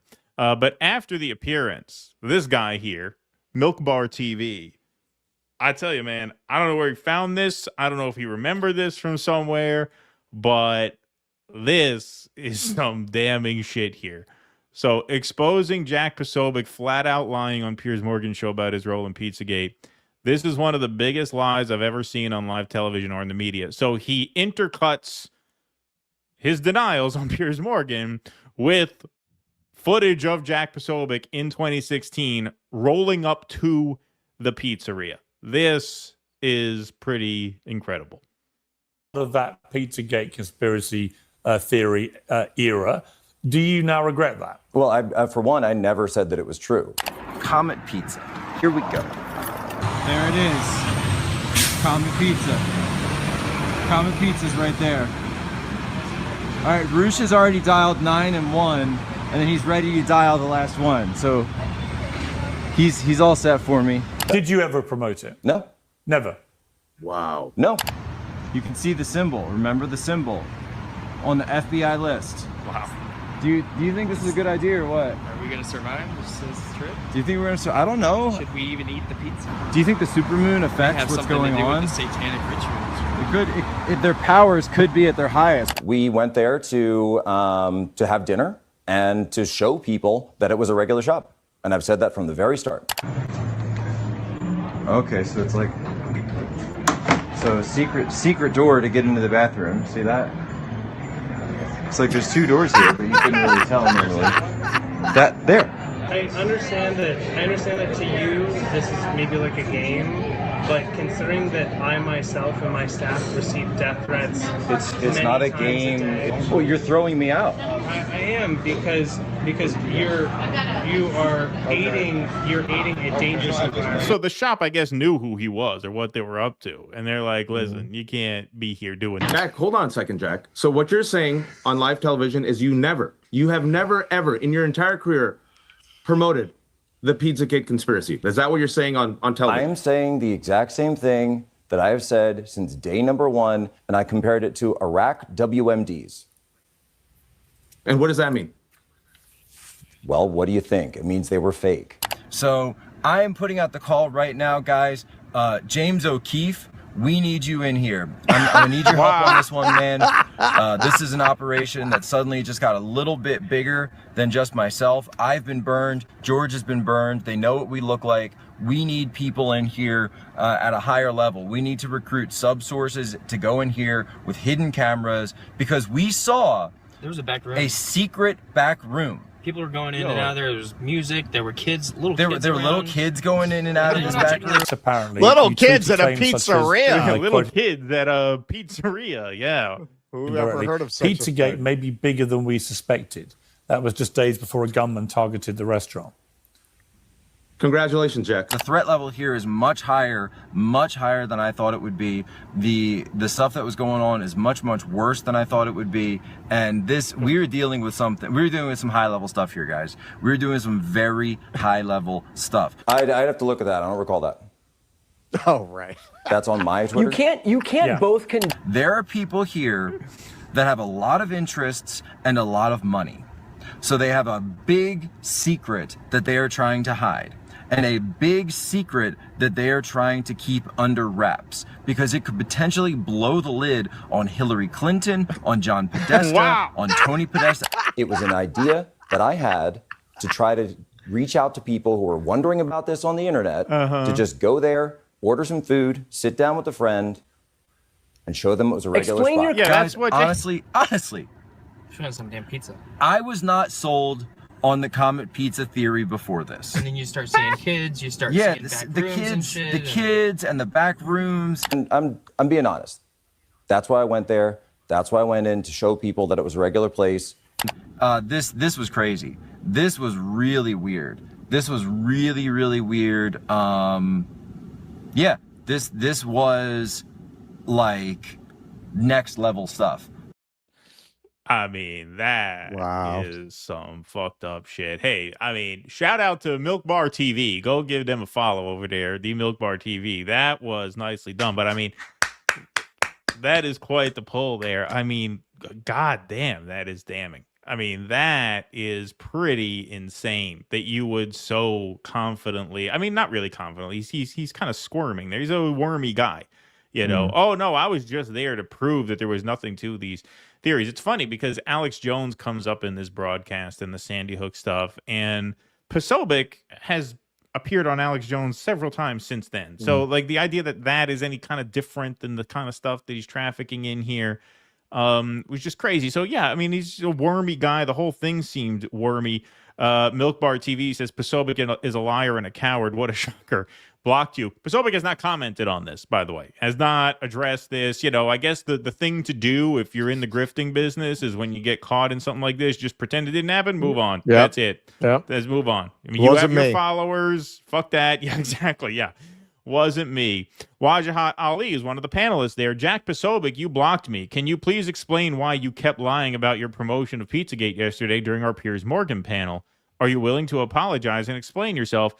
Why are you hiding? Yeah, there's been no comment on this. And, you know, he tags Jack Posobiec. I would like to see Piers Morgan maybe say something about this, too. It's not Piers' fault that he didn't have that information. Like, you don't know how an interview is going to go. He obviously did gather some materials mid-interview there to read the tweet back. But you'd think Piers Morgan would issue some kind of a statement here. Like, yeah, wow, how dare you come onto my set, right? Because he was in the studio and just lie right to my face. Because even though, like, there's nothing he could have done about it, I don't hold it against Piers Morgan. It is kind of embarrassing to have a guy come and just lie like that and then have you not say anything afterwards.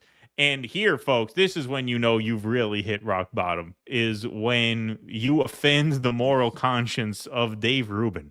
I mean, that is as rock bottom as rock bottom gets. I did not know that was possible. Dave Rubin says this type of lying should be career ending in a sane world. Says one of the most despicable, low IQ lying scumbags on the internet, but you have somehow found some room beneath the moral red line of Dave Rubin. That is where Jack Posobiec is right now. This reminds me when we were out in Los Angeles visiting some family out there. My father's brother lives out there, and, you know, some of our extended family lives out there. And there's this one guy in the family who's known as like the lovable sleazebag, you know, the real like sort of hustler. You know, every Jewish family has at least one of those. Yeah. Most Jewish families have many of them. Yeah. You know, guy who, like, you know, brags about how, you know, he bought Halliburton after the Iraq War started and just unironically describes it as great business savvy, having absolutely no regard for the kind of monster he comes off as, just talking about that. You know, like, not necessarily. I had an uncle who was an engineer, and he was hired by a company to do quality control. So they sent him to Asia to look over the factory. And he absolutely, with no self-awareness, is telling us in the car, "Oh my God, it's hot as hell in there with those people working." Exactly. And he's quality control. Right. Exactly. The idea of suggesting air conditioning never crossed his mind. Exactly. Like I said, every Jewish family has one. Like, not a consciously evil person, but just a person with absolutely no awareness of how evil they sound when they say what they say. And so my father had some kind of moral dilemma Banality himself. of evil. Yes, exactly.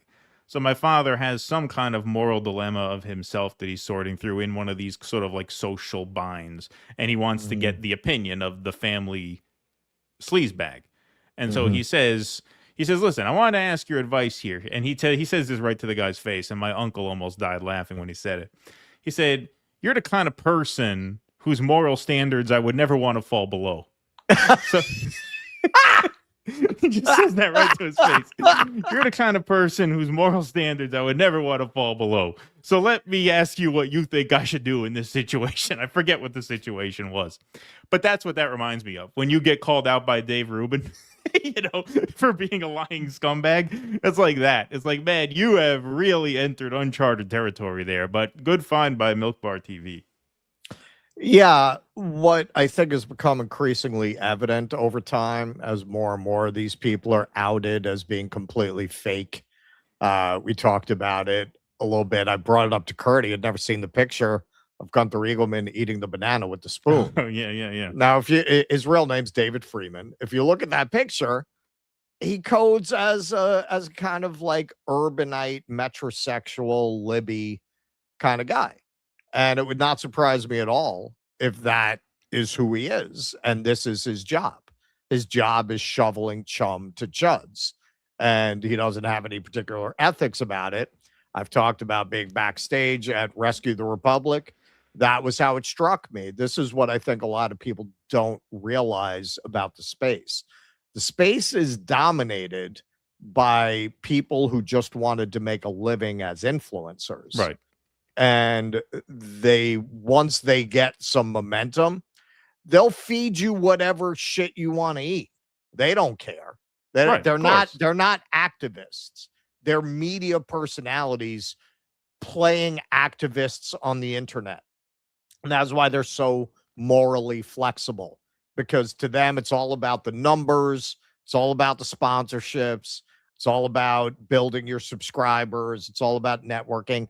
That's it. These people are all fake activists. That's it. Their brand as influencers, They're brand ambassadors. is to pretend to be an activist. Yeah. Right. They're Exactly. brand ambassadors for political projects. Right. And this, Posobiec's lane is the right-wing version. Yeah, But they're like the still, Bud Light girls at the fake Mexican bar that they hire, that's on it. Saturday night to come in and pour samples and make you think that you like them.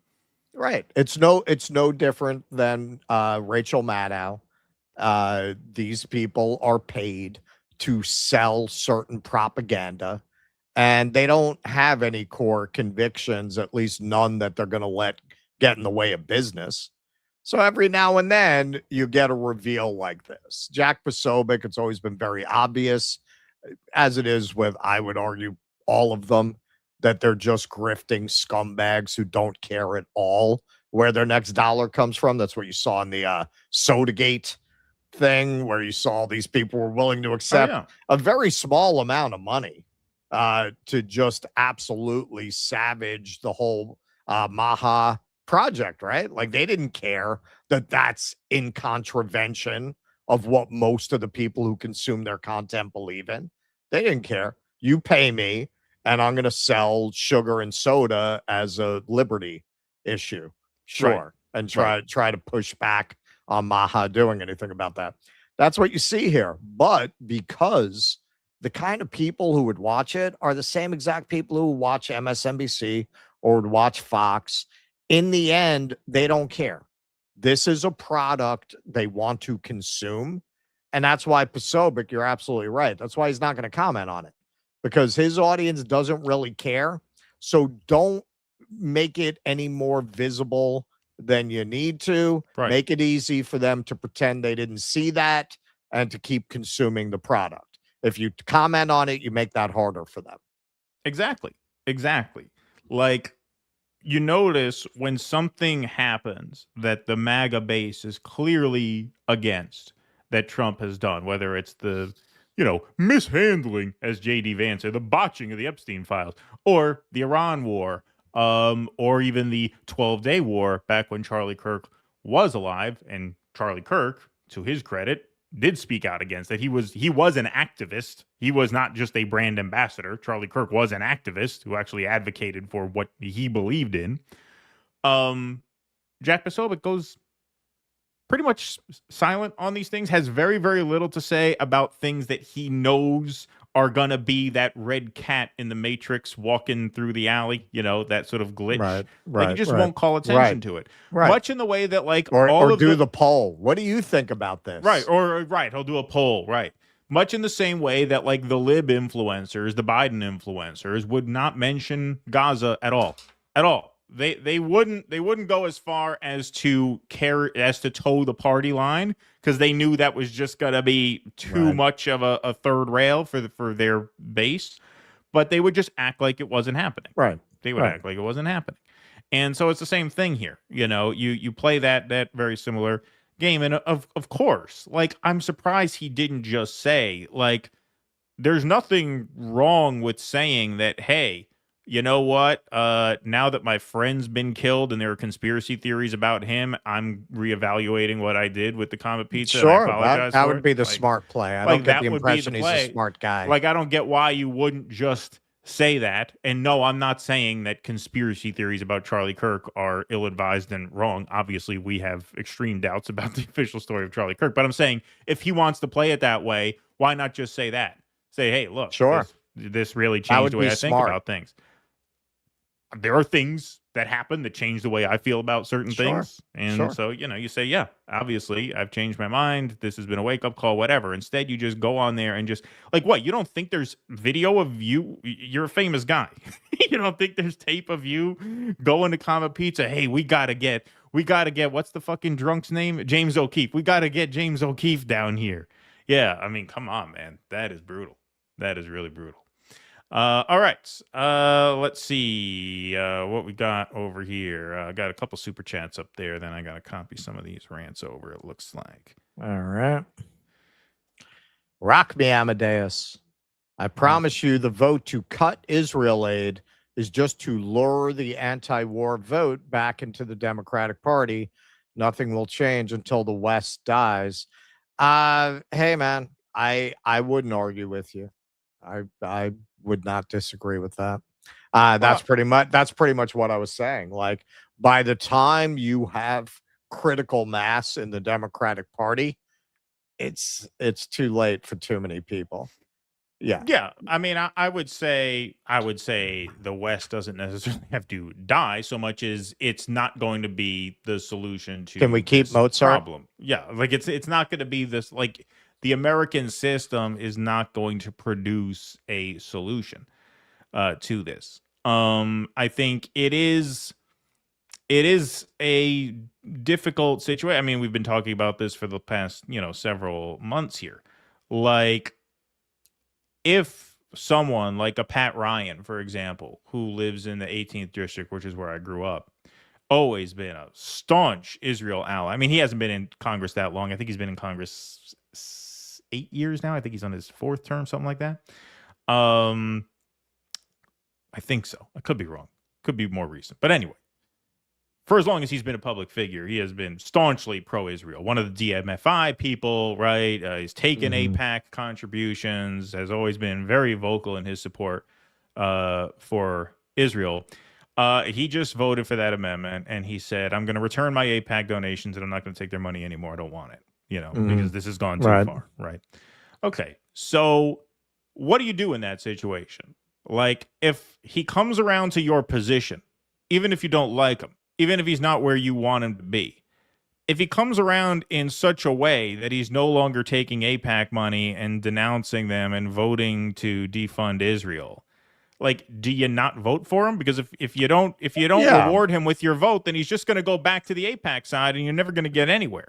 You know what I mean? Yes. Like, what do you do? Well, do you just slap their hand away? I think. Sorry, I'll be very brief, but I think you're in a moment here where clearly the base of the Democratic Party has been scared straight in Trump term 2. And I don't mean scared of Trump. I mean scared of the old way that they've been doing things. In other words, they understand that the failings of the Democratic Party brought them here. And they seem to be registering that in significant numbers. And so I think when it comes to a question of, well, what do you do with a guy like Pat Ryan if he comes around in such a drastic way on this issue? Do you keep sort of riding that momentum and trust that if you vote for them, you can then push them even further, in that direction, now that you've pretty much established that the old way of doing things is not viable? Now, might that be a fool's errand? Maybe. But I don't think it's a guarantee at this point in the way that it was in 2021. Like, there was just no breaking through that liberal cat stare fog.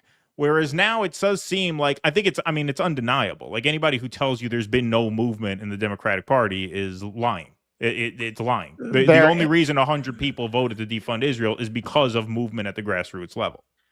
Yeah, I think that in all of the above approach, right, I think a lot of people are struggling with that.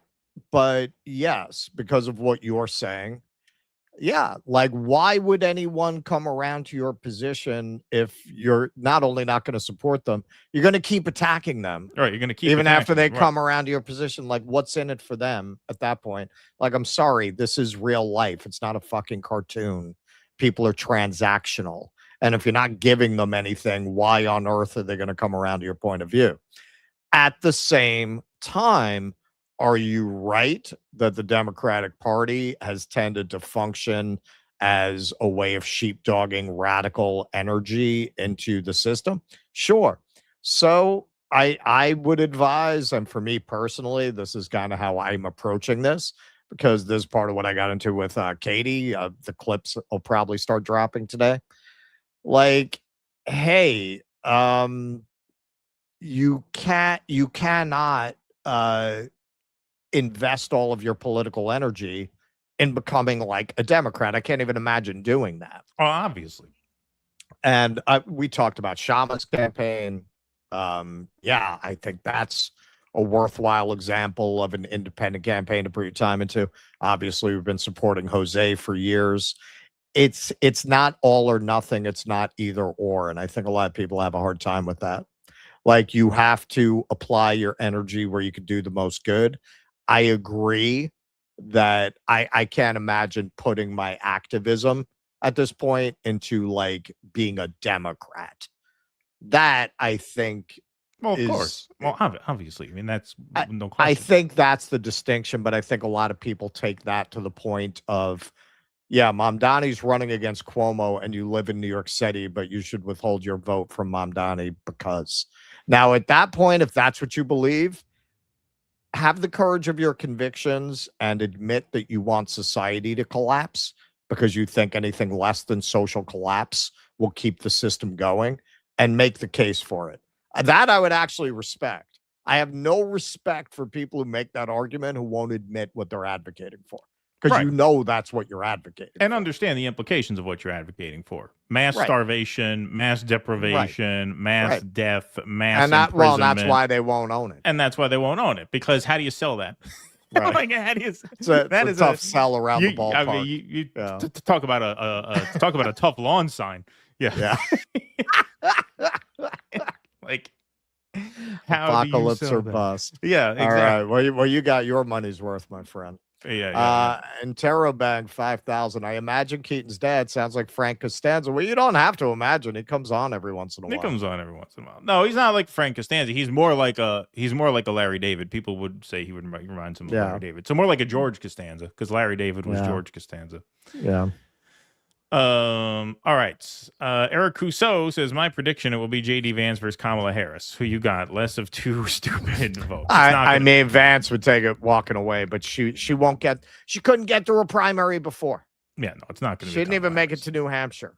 I've been saying this for a long time. I feel like at this point I should just kind of stay with it, that I think people are sleeping on Ossoff. I think Ossoff, especially if he wins Georgia by a lot, I think he's gonna get a lot of juice.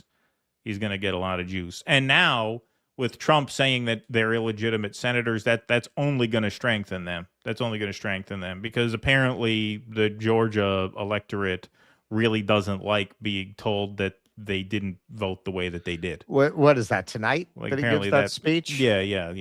Exactly. Yeah, 9:00. I'm not watching it. I need a couple of days off. We've been working very hard here. I'll watch it tomorrow. I'll catch the highlights. I gotta be at that show.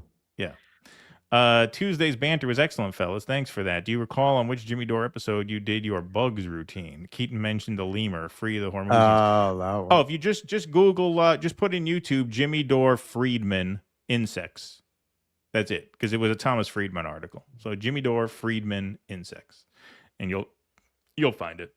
It's an unmistakable thumbnail. Ugly old broad says stuff. Pizzagate just means that someone turned the pineapple upside down and they don't want to stand by it. Huh? Good one. Comet Ping Pong is still open, but DC Pizza is the worst pizza. Too much jerky and hormone dough. Good one. There's another thing. The place has ping pong, and you're talking about there being kids there? Yeah, no, there's games there, and there's kids in there. Yeah. Wow. Yeah. I just went to Chuck E. Cheese. You wouldn't believe what I found. Yeah, exactly. Stoop sign. With cracked out journalism like this, we are lucky that mass shooters didn't target Chuck E. Cheese. I mean, it's crazy. This is bigger than we thought. Send in Barstool Pizza. We need a professional. Thank you. We need Portnoy there. Trump to Jack. Hey, Ixnay on the Pizzagate. Hey, Dawn, see that pic I sent you? That was from Miriam's last visit. Things might get so bad you might be compelled to drink a little cup of cyanide like your Yugoslav compatriot with the big fat nose did a few years ago. All right, let's move right on along, folks. This is another funny one. See, we like to do a couple of funny ones on Thursdays. Especially on Thursdays. Yes. Yes. So our Secretary of Defense, old whiskey breath, Pete Hegseth, has announced a very important new initiative. No, it's not a super soldier serum, although some might argue otherwise. He's concerned about the T levels in the military. Department of War, we have the most elite warriors on the face of the earth. Every single day, you are pushed to your absolute physical and mental limits to master the profession of arms. We demand your all, and you give it. But while we invest heavily in our weapon systems, platforms, and gear, our most decisive tactical advantage will always be the individual warfighter. We have a sacred duty to maintain that advantage, which is why we must constantly look for new ways to optimize your performance, your resilience, and your long-term health. And to meet that commitment today, I'm authorizing a new screening program for testosterone deficiency for our servicemen, ensuring you have the right testosterone levels to operate at your absolute best. Because it's well-established science that as we age, testosterone levels often naturally drop. Under the supervision of our world-class medical professionals. I trust them with a needle. Are going to be tested annually as part of their periodic health assessment. It's a health assessment that happens every year. We no longer have a trans surgeon general.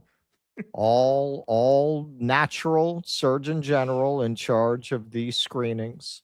Here, we're just adding this test. You will leave Those the exam with the parts you voluntarily choose entered to with. get the test as well. If treatment is recommended, it's entirely your choice to receive testosterone replacement therapy. This initiative, it's not about artificial enhancement. It's about restoring and optimizing your natural capabilities, protecting your longevity, and ensuring you have the biological foundation required to sustain the fight. We owe our warriors training people for the Odyssey. Well, in fact, there are no long-term studies on the impact of interfering with your body's natural production of testosterone that way. No, there aren't, but we're going to give it to you anyway. Best medical care Because you need to look jacked in our Department of Gay War.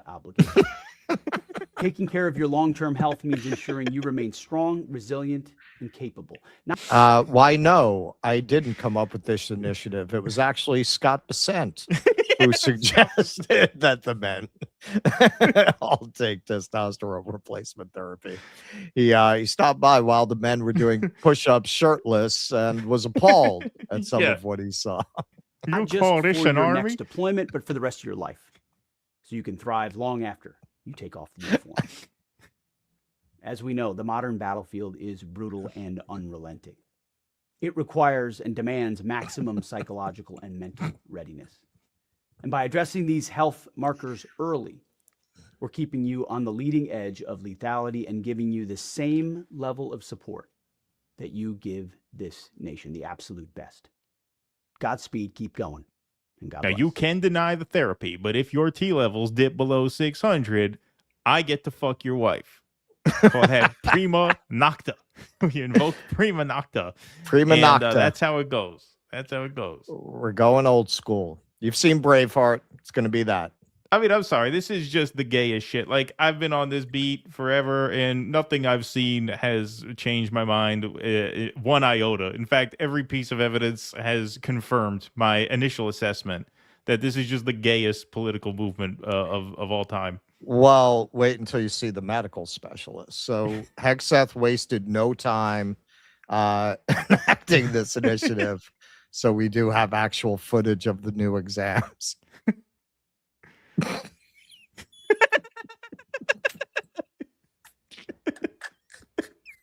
All right, feels like an 800. All right, into a little bit there. This feels like maybe Maybe a high 4s. All right, maybe next year. Yeah, this one's all man. Hey, big fella, what are you doing later? Yeah. Okay. That's funny. Yeah, no drugs, but lots of sausage. Yeah, that's right. Oh, wow. Yeah, so these are the medical experts that are going to be clearing your T levels there under these new guidelines. And hey, maybe they'll make some of that tea available for the Secretary of War. Here he is trying to master the barbell. 35. Let's go, push. That didn't go well.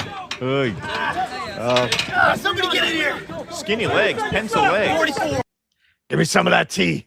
Yeah. Give me some of that tea. And here he is throwing an axe. Who's going to win this This is battle? one of my favorites. Oh my God. I'm putting my money Wow. on. That's all man. Blatant. All man. Ooh. That's good. Oh, took this guy's leg off. Oh my God. Yeah, look at that. It's crazy. Tea's not going to fix that. No. And here's some of his greatest hits.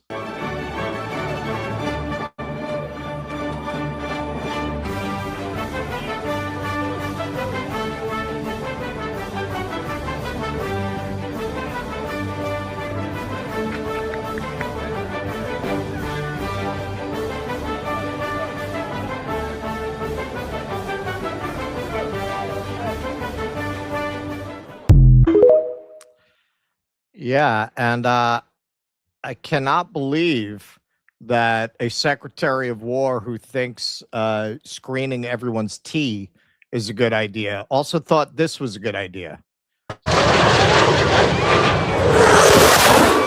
Whoa! Holy shit. Oh my God. Yeah, no, you're in good hands, people. I would really trust the doctors that would be working for this the Secretary of War, so-called.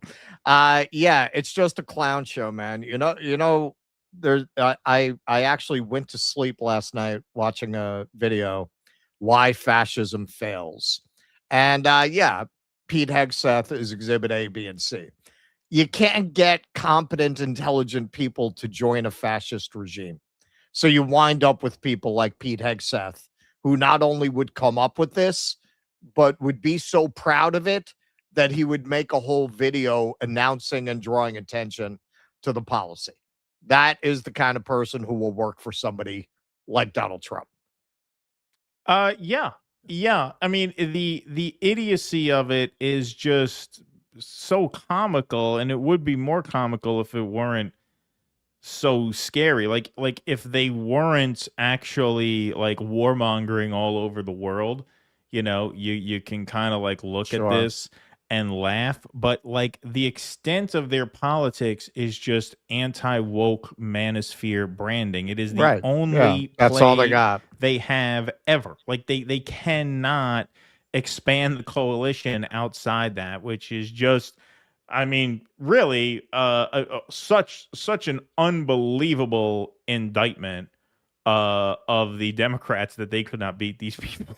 Like, you look at these people have one play and they just double and triple down on that. Like this fantasy of hardened, chiseled men going to war as opposed to the woke, trans, fat boy military under Joe Biden. Like, it's all just branding. It's all fantasy. Make her gay. Yeah, exactly. Like, that's all it is. That's all it is. Like, that's a politics. But yeah, it's a politics to broken men. I mean, as we've talked about, this is the fantasy of the chiseled alpha male conqueror that appeals to broken men who have nothing else going on in their lives except to live vicariously through this fantasy. And that fantasy is delivered via the kind of pageantry that you get from this administration now, whether it's RFK hawking the fucking, methylene blue and the supplements and out there wrangling snakes, or whether it's Pete Hegseth saying, we're going to offer TRT to our military members so that what? Like, I thought you weren't putting boots on the ground. What, a fucking fat, chubby asshole could fly a plane just as well as, your sort of like chiseled warrior. But it doesn't go that far. It's all branding. It is brand ambassadorship as an actual politics. And you see that in the influencer space too. I mean, you really see that, these sort of aesthetic differences are what substitute for like actual political thought. And like, this is just an absolutely comical example of that. Well, especially at a moment when you kind of have World War III on the front burner here, and this is what you're announcing. Yeah. Testosterone treatments for the troops. Testosterone treatment. Yeah, no, that's the problem. That's why we haven't won the Iran war. Yeah, exactly. Because our military are weak, and this has been their play. This is the only. I mean, Hegseth is an idiot. Hegseth is a TV man. Like, you get to be a TV man by having a sort of chiseled jawline and knowing branding. That's what makes you a star on Fox News. You know the anti-woke brand. And this has been the beat that he's been on since he took over. No more DEI in the military. This is a merit system, and I'm your drill sergeant. I mean, it's all just so blatantly for TV. It's so blatantly a show. You think, how can you actually take this seriously as being real? But people do. People do. It's extraordinary. But it shows you how broken the society is, how broken the culture is, that this passes for a cultural movement.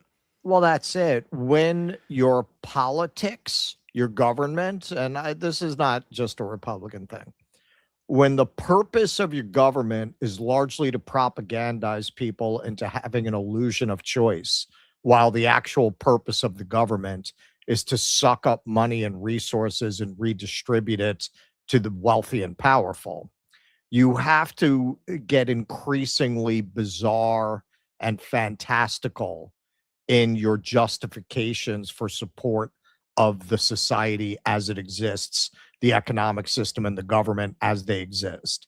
So you're just getting increasingly farcical with both parties. This is why they were so quick once they saw they could get Graham Plattner's head to just, with absolutely no basis at all, start branding El Said as some kind of a misogynist for, because that's what you have to do. If the purpose of the government is not to serve the people, you have to come up with increasingly bizarre rationales to get people to support it. This is their version of that. Exactly. All right, folks, take a quick game break for our friends at Rumble Wallet. So a quick question: how much control do you actually have over your money? Technology has changed a lot about the economy, including the way people interact with their money. And this is where Rumble Wallet has come into the game. Rumble Wallet takes all the complexity of the new economy and makes it simple. So you can choose what you want: Bitcoin, dollar-backed stablecoin, or even digital gold backed by real gold. No complicated setup. It connects with MoonPay, so you can use your credit card, your debit card, or your bank and be up and running in minutes. And once you're set up, you could even support your favorite Rumble creators like us directly through the Rumble Wallet, either by tipping us using the icon below the screen, which is set up now, or you can send us Rumble rants through your Rumble Wallet, and it works just the same as when you do it the old-fashioned way, except when you use your Rumble Wallet to shoot us a Rumble rant, the platform takes 0 fees. So it's actually a much better way to support your favorite creators. So you can scan the QR code on the screen or click the link in the description and download the Rumble Wallet today. From there, you can set up that wallet, tap buy, and you are in the game in just a few minutes. So you can scan the QR code or go to wallet.rumble.com to get started.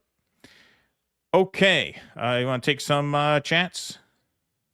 Sure. Okay. Got a few here. All right, Michael Castillo. Yo, what's up, man? Hey, man. Gentlemen, I just had my first colonoscopy and everything went well. Yeah, I got to get one of those, man. I'm afraid once I'm out, they're going to bring in Miriam. They're a delight. I've had 3 of them. Well, that's why you're so happy and joyful all the time. I just tuned in. They put me in the female position. In the female position. and give me a nice nap. At the VA. That's why you're so sensitive. We are all Persia. You're in touch with your feminine side. I kind of like having medical procedures done because, it's like going to the airport. Like for that period of time, you're really free of the distractions of your life. Like when you're at the airport, everybody's doing the same thing. They're going from point A to point B. Nothing else matters. You're a fucking weirdo, man. You do those colonoscopies, man. They prep you. They give you that. The anesthesia is very nice for that. It's not like, because I've had actual surgeries where they two, but one when I was like an infant. But one where it just like hits you like a brick and you wake up with the tube in your mouth and you feel horrible, dehydrated. Yeah. No, that's not what the colonoscopy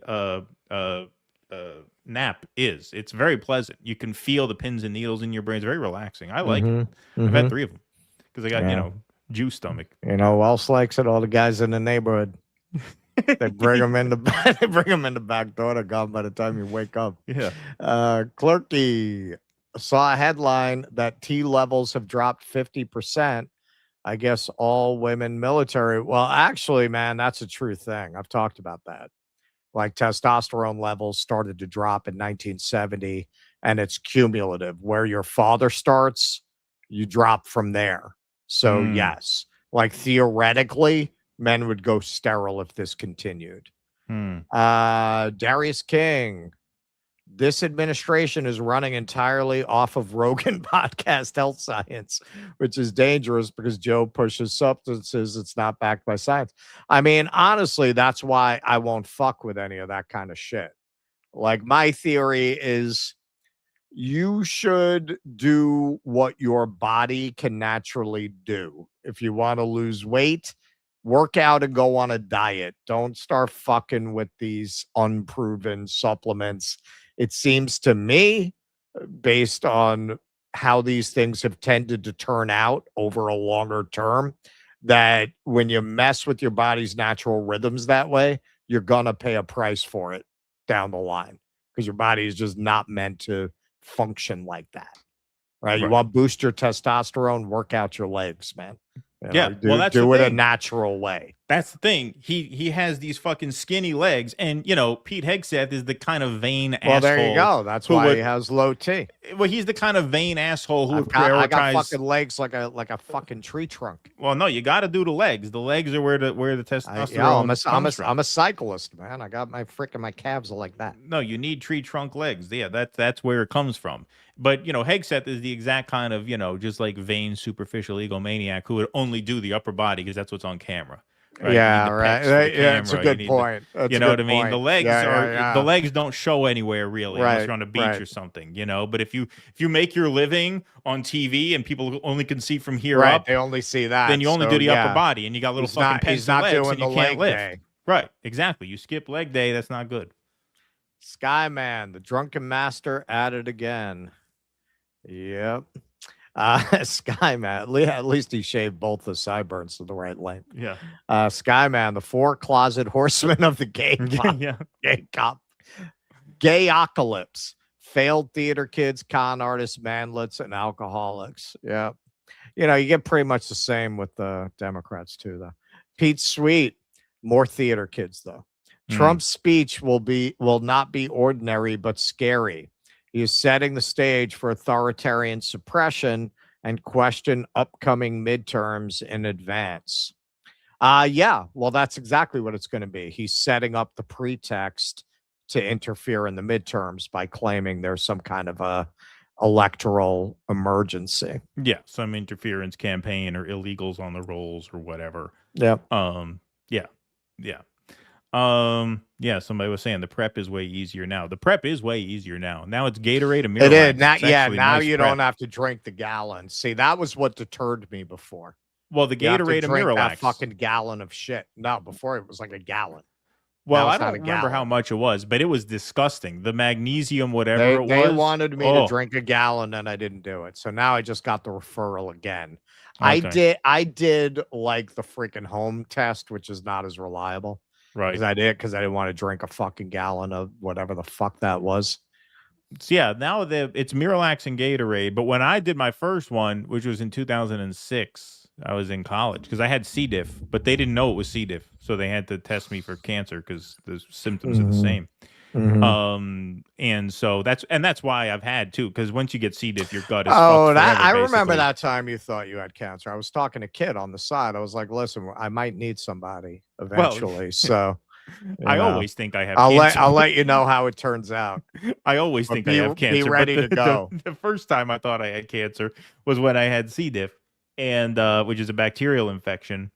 And so, yeah, I had to get one when I was very young, and they had this absolutely disgusting drink, but now you don't have to do that anymore. That's 20 years have passed.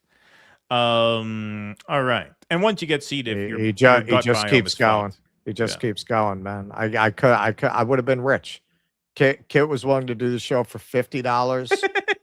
And I was gonna have to send him a crate of Doritos every few months. Yeah, right, exactly. Almost. Let's see what happened over here. Vianticus Prime says, I was in the military. What the fuck this blockheaded dipshit saying about every day being pushed to the mental and physical limits? There's hurry up and wait for a reason. Yeah. Well, I've heard a lot of that too. Vianticus, Pete Hegseth, I want a military full of men that inspire me to fuck them in the ass physically and not just monetarily. That's right. Musicals are somehow less gay than this administration. Yeah, right. They really are. It really is. I can no longer sit back and allow the international communist conspiracy to sap and impurify all of our precious bodily fluids. Low T, low IQ, Brigadier General Kegsbreath. That's right. Skyman says the drunken master at it again. Thank you, Skyman. And Vianticus, this isn't politics to broken men. This is politics to delusional, obedient morons. Broken men are broken from standing on their own feet, not participating in hero worship like lazy-minded peasants. Well, you're talking about physically broken men, or but I'm talking about there are certain psychologically, broken people. For whom and a lot of really them hang appeals. around on social media, sadly. Yes, that is absolutely true. Dude, you know how many people I got? I was curious when I started my own channel. Like, do you get as much of that freakishness for like a travel channel? Probably not as much, but you get it. Do you know how many of these fucking broken men I had come in because I wore a bike helmet? Oh, what, you wear a bike helmet? Yeah, what are you, a pussy? Yeah. No. You're everybody's tough until they're doing fucking 3 years of physical therapy to go to the bathroom by themselves. Yeah, exactly. Yeah. What are you, a pussy? You're wearing a helmet while riding a bike, talking and filming yourself. What? You're gonna fall on your head. Yeah. Exactly. You should be smoking a cigarette while you're doing it too. No, I used to be one of those guys. I told the story, and in the next video I told the story because the first video I had the helmet. I got these comments. Yeah, Liat made me wear the helmet, and it probably saved my fucking life because during COVID, this was the morgue trucks are in Central Park. I had some idiot probably out biking who doesn't normally bike because it was COVID, and nobody could go to the gym. He was in the opposite oncoming lane on the West Side bike path, and he didn't even look. There was someone in front of him. He just flew right into the oncoming lane. Head-on collision. I flip over, land on my back on the bike frame. Fracture 3 ribs, but I can't go to the hospital. Yeah, we were already doing the show. Yeah. I couldn't go to the hospital because there's fucking morgue trucks in Central Park. You're not going to go to the hospital. This was like right in like April of 2020. But I was not brain damaged because I had that bike helmet on. I landed full force on my head. That would have been right in COVID, man. I would have been in a coma or dead. Then I could have done the show myself, Then and I'd you have been could have rich. done the show. See, we And both you'd have have our been we all rich. have our See? grievances, We all have our if only, Our only. It's like Marvel as a series. What if? Yeah. What if? What if Russ had not been wearing a bike helmet that day? Exactly. All right. Let's move right on along, folks. All right, we got one more story here. And it's an AI story. So Meta used AI to target workers with medical conditions for layoffs, lawsuit claims. See, in a humane society, there wouldn't really be reason to fear AI because you would think, well, this is going to make everybody's lives easier and we'll use this technology to make all of our lives better. But in the hands of these tyrannical oligarchs, what do? They use it for stuff like this. So let's take a look at the article from Reuters. 26 employees of Meta Platforms opens new tab. Oh, sorry. Opens new tab. Have filed... 26 employees of Meta Platforms have filed a novel lawsuit accusing the tech giant of using AI-powered software that disproportionately targeted people with disabilities or who took medical leave in selecting workers for mass layoffs. The lawsuit, filed in Oakland, California, federal court late Monday, says the company relied on factors such as productivity and AI token usage when it slashed thousands of jobs earlier this year, disadvantaging people who missed work because of medical conditions or to care for family members. The plaintiffs, who were notified in May that their jobs would be eliminated starting on July 22nd, are seeking a preliminary ruling from the court blocking Meta from completing the layoffs while they pursue their claims in private arbitration. The workers say Meta's agreements require employees to arbitrate workplace disputes, individually, but do not apply to requests for temporary relief. A Meta spokesperson on Tuesday said the claims lack merit. Workforce management and organizational decisions were and are made by people, not AI, the spokesperson said. Yeah. If you believe that, invest in the Piers Morgan Bridge. The lawsuit appears to be the first against the major U.S. company to challenge the alleged use of AI in conducting layoffs. I mentioned this. I'll tell the very abbreviated version of the story. Back when I drove for Uber, I was permanently deactivated because my selfie recognition test failed because I had grown a beard, and in my profile picture I had no beard. So they were going to basically fire me for growing a beard because they claim I was not the same person. Obviously a robot made that decision. Obviously a human being did not make that decision, and I had to move heaven and earth to get in front of a human being to show them the mistake that the AI made, only after being told multiple times that I was permanently deactivated and that decision was final and there was nothing I can do. Now, to be fair, that's Uber, that's not Meta, but this is not unprecedented at all to have AI deciding who gets to work and who doesn't. This is the norm. And that's why I don't believe them for a fucking second when they say that AI was not used in these factors.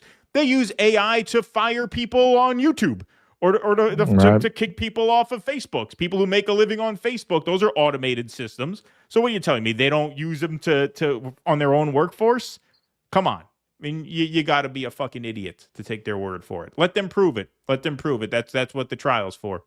The 26 plaintiffs who filed the lawsuit anonymously are accusing Meta of violating federal and state laws that ban discrimination or retaliation against workers who have disabilities, take medical leave, or are pregnant. They also claim that Meta failed to test its AI systems for bias in violation of recently adopted California and New York City laws. The plaintiffs come from 6 states, including California and New York, and the District of Columbia. According to the complaint, Meta used a number of internal AI-assisted systems to score and rank employees on a termination list. Those included MetaMate, a large language model assistant, an employee-trained second brain that tracked workers' communications and documents, and a productivity score drawn from scanning keystrokes, screen content, emails, and browser history, according to the lawsuit. So a big brother dynamic. So More Perfect Union tweets out, Meta used AI to target workers with medical conditions for layoffs, according to a new lawsuit. 26 former Meta employees are suing, accusing the company of using AI that disproportionately targeted people with disabilities or workers who took medical leave in selecting people for mass layoffs. You talk about a peasant here, Cybernator. Smart. Why would you want disabled people working in your company? You want to hire the best and brightest, which are also the fittest. Maybe that's Pete Hegseth's burner there. Maybe they're gonna get T-level checks too, TRT, to work for Meta. I mean, that's just a Nazi. It's just a Nazi. Yeah, that seems like probably you only want the master race working. yeah, exactly. Why would you want to? I mean, first of all, what you're advocating for is illegal. You're not allowed to discriminate on the basis of disability unless, the job is, laying fucking brick, unless you're working. Right. If you're an iron worker, you can't be physically disabled Sure. and do the same job. But this, I mean, you're talking about desk work. So yeah, it's not legal to discriminate against somebody for having a disability to do desk work at Meta. JJ Ellis says, I said this about AI well over a year ago. Using it to diagnose and fire people with medical conditions so they lose their insurance and their income is somehow even more heartless and evil than I'd predicted. So he tweets out, this will be used to pre-diagnose patients only to drop them from their insurance before they ever have a symptom. All progress with AI under capitalism is bad faith. So yeah, I mean, think of how cruel this is if what they are alleging in this lawsuit is true, which I tend to believe it is. Not only are you laying people off for having health issues, but in laying them off, you're throwing them off of their health insurance. Right. So it's doubly cruel. Bullish Time says Meta built AI to fire the sick. The company committed up to $145 billion to artificial intelligence this year. Then it let that same technology decide which 8,000 employees to cut. And the machine had a particular talent for selecting people on medical leave, disability accommodation, and maternity protection. 26 workers have now filed the first major Meta AI discrimination lawsuit in U.S. federal court. Their allegations are extraordinary. And then that kind of recaps what we've already read. But you could see their bet doubles as workers pay the price. So last year's investment, $65 billion. This year's investment, $135 billion. And this is a prescient and eerie tweet. IBM 1979. A computer can never be held accountable. Therefore, a computer must never make a management decision. Yes, this is part of the reason why we do a lot of AI stories. And it's part of the reason why I wanted to do this one, because I've been on this beat since AI really became part of the conversation. Because you can't sue a computer for discriminating against the sick, what do? They train AI for discriminating against the sick, and therefore it's system error. Oh, the humans didn't do it, the computer did it. Oh, we made a mistake. Oh, we're sorry about that. Gee, we'll go back and... Right? What human is going to be on the hook for this, right?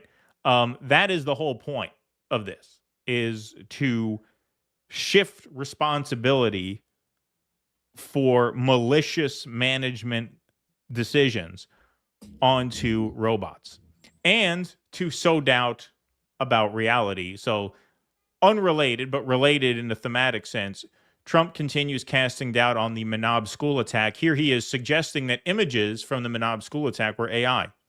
Released a letter calling on your administration to unveil the findings of the investigation into a strike that killed more than 100 children on the first day of the war. Will you commit to releasing the findings of this investigation? Well, I'd have to speak to the generals that are doing because we mostly have generals.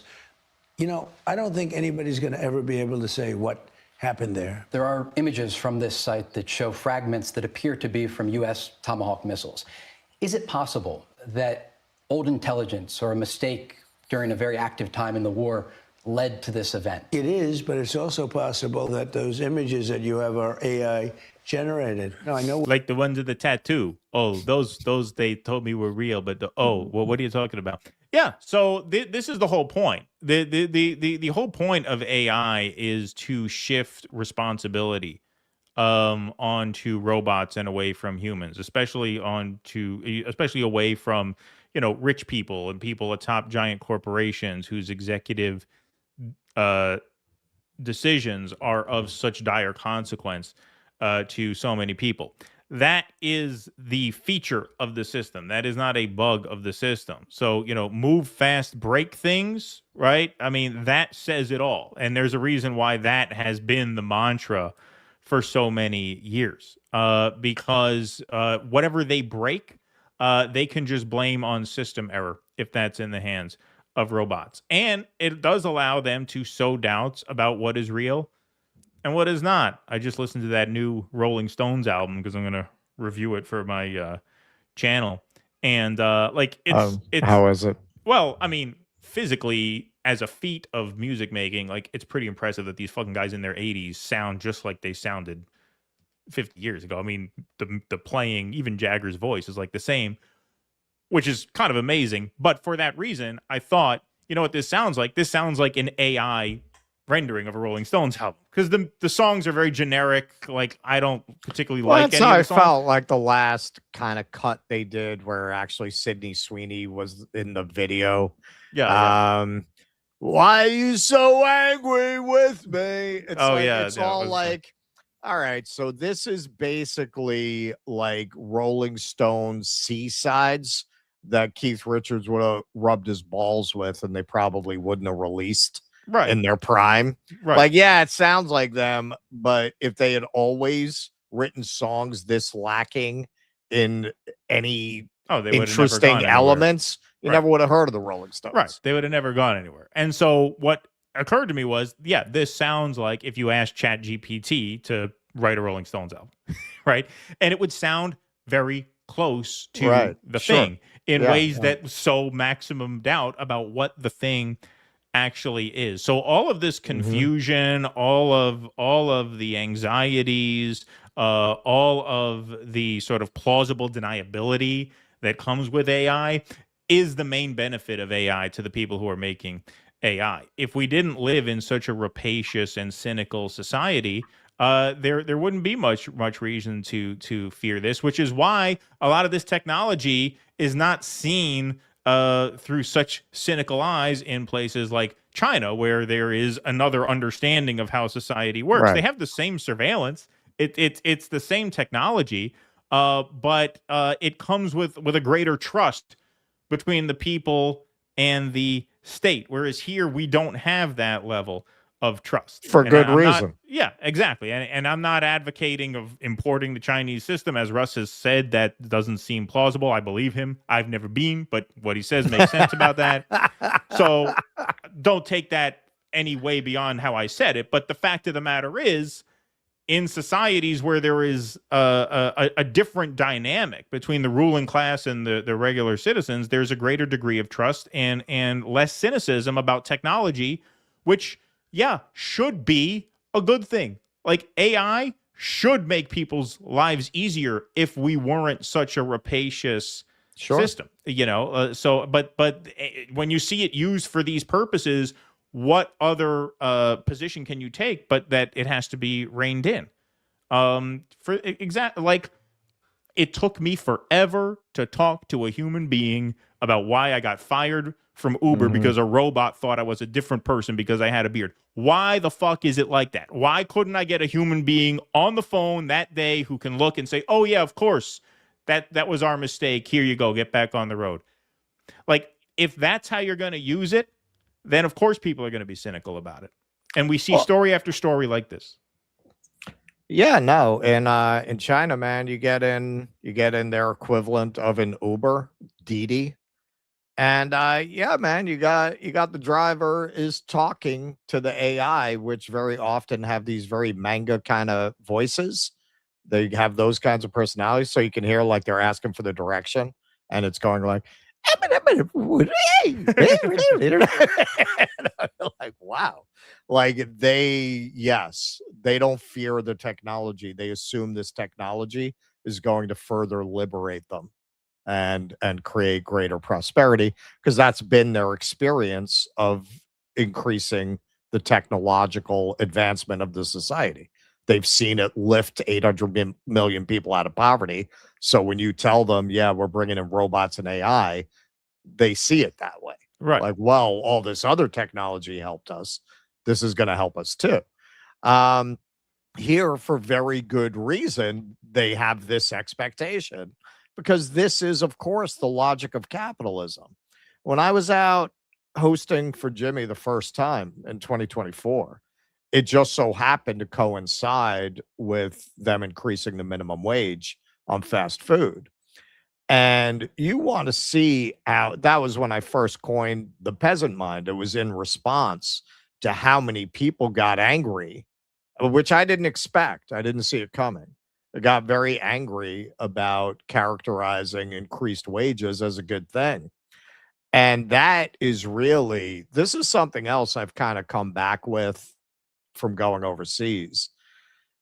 Yeah, people are hypnotized. They're literally hypnotized. Like there were studies about TV showing that it had a hypnotic effect, that when you're watching TV, the brain waves you put out are like a sleep brainwave. What is this doing to people? Like you already had that from other sources of propaganda. To get working age men literally angry in defense of the prerogatives of capital.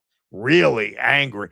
That's not, you don't understand how economics works. Like, yo, you're fucking hypnotized, man. Of course. You're hypnotized. That's not normal. That's not natural. That's not an opinion that a working person would arrive at without a tremendous amount of programming. You got to program them to think like that. And the less they have, the more susceptible they are to that programming. It's kind of a perfect trap because the people you need most to believe that are the easiest ones to brainwash because they have the least in their lives to comfort them. So you give them the comfort of being strong by believing this. That's why they always signal like that. Like they're strong to defend capital. Were you jealous? Were you jealous? Like, yo, man, you're brainwashed. And now we were saying that at the time. Like, where do you think this is going? Like, what? You think if you accept a lower wage, they're going to keep you? You kept making that point. Like, they're going to replace you anyway if they can. Like, as soon as the technology is there to get rid of you, like, what do you think they're going to say? Oh, well, they didn't ask for 15, so I don't want to spend 4 by getting rid of them because they didn't make me pay for it. They're going to get rid of you as soon as they can. Like, where do anyone think that's going to go? And of course, by the time they wake up, it's too fucking late. They've replaced you with AI now.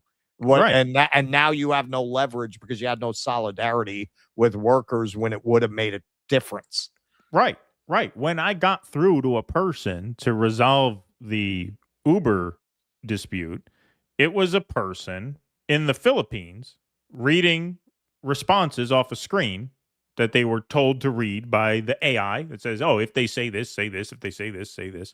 And they would literally just read back the same exact response. It was like talking to a robot. You were talking to a person, but you may as well have been talking to a robot. No matter what you said, hey, are you listening to me? It's me with a beard. I didn't let another driver drive my car. That's me with a beard. The computer thought it was something else. We understand this is very disappointing news, but we make these decisions with great care, and unfortunately, your account is permanently... They would literally just read the exact same thing to me no matter what I said. And so even where they hire humans, what do? If they can hire someone in the Philippines for $5 an hour, they're going to do that rather than hire someone for $15 an hour here. Okay, so if they're willing to hire people in the Philippines for a third of what they would have to pay an American to work the same job, what makes you think that when they round the immigrants up and deport them, that a good job's going to come to you? Like, they've already told you where they're going to go with this. They're going to get as much work as they can from people or machines for as little money as they can. Like, in no version of reality do you get a good deal out of this. And this is what I try to stress to people over and over again. You're not getting a good deal no matter what. Now you got deportations, which the numbers wise, you haven't even had mass deportations. You've had this show of cruelty. And are job numbers up? No. Are wages up? No. Is inflation down? No. Is housing supply up? No. Are houses any more affordable? No. Like, what has gotten better? What has gotten better? Nothing. That's why the only thing that they have is suppression tactics, which I assume we're going to get a preview of that in this evening's speech by the president, and culture war bullshit.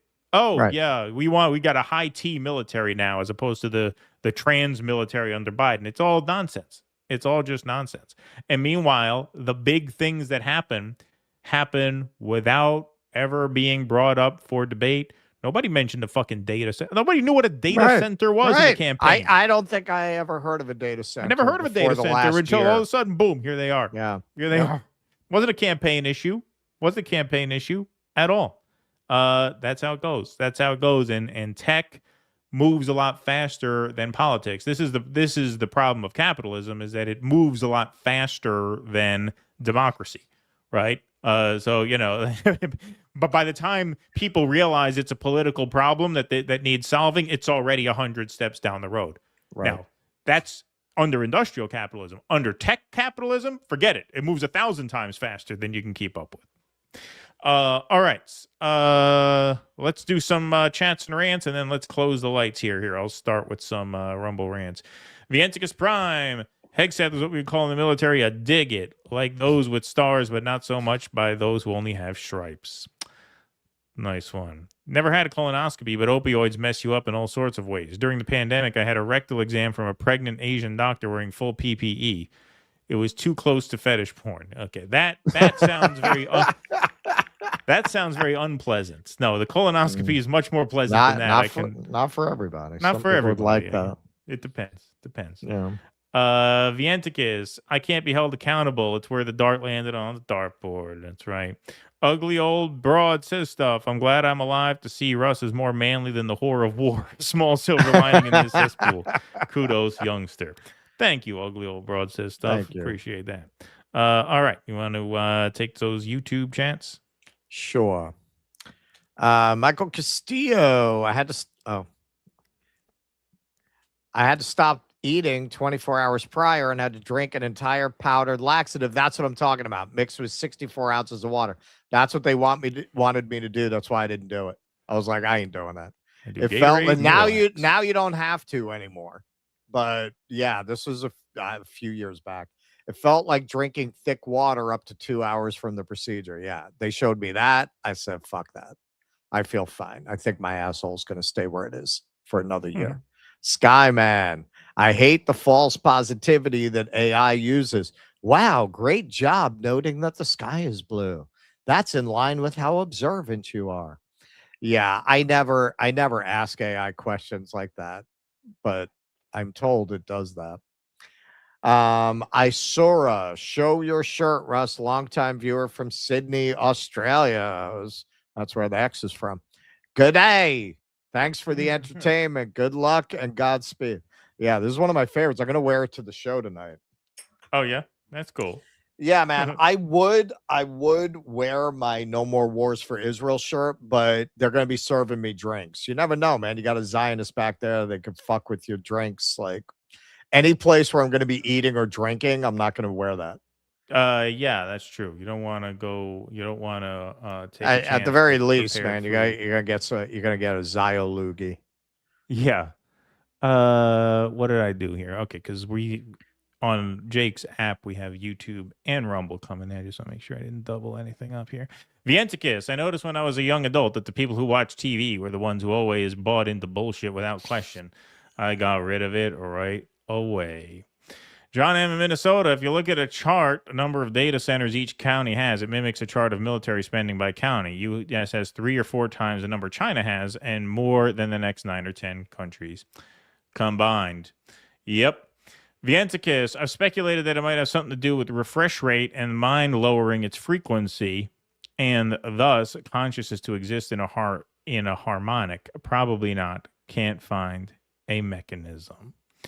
Vienticus, I worked at a data center. I remember I walked into one of those server rooms and the guy I was with said, I wonder how much of this is porn.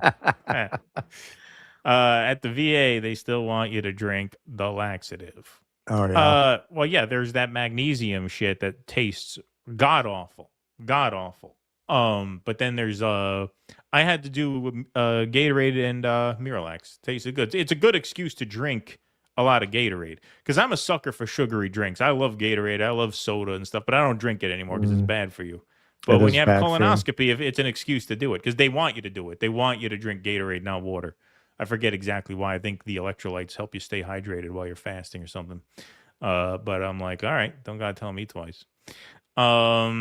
All right. Looks like I got one more up here. Operation Mockingbird. What are the basic programs needed to start streaming? I've been wanting to do it, but I'm not the most tech savvy. Love your channel. Keep it up. Well, with a screen name like that, why should we tell you anything? Yeah, exactly. Yeah, we use StreamYard, and that connects to your YouTube channel. And the Rumble setup is a little more complicated. That's why we use Rumble Studio as well for Rumble. But StreamYard gets it to YouTube and Facebook and all of those pretty easily.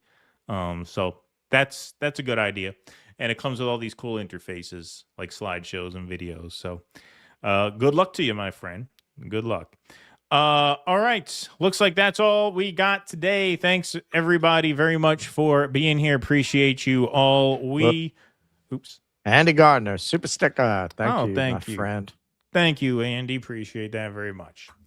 All right. Well, that is our program. Thanks very much, everybody, for spending the afternoon with us today. Always a pleasure. Enjoy the big speech tonight, which I will not be watching. I'll catch the highlights and see what we're dealing with. I'm going to be watching a show while it happens. It's going to be like science fiction. I leave the theater.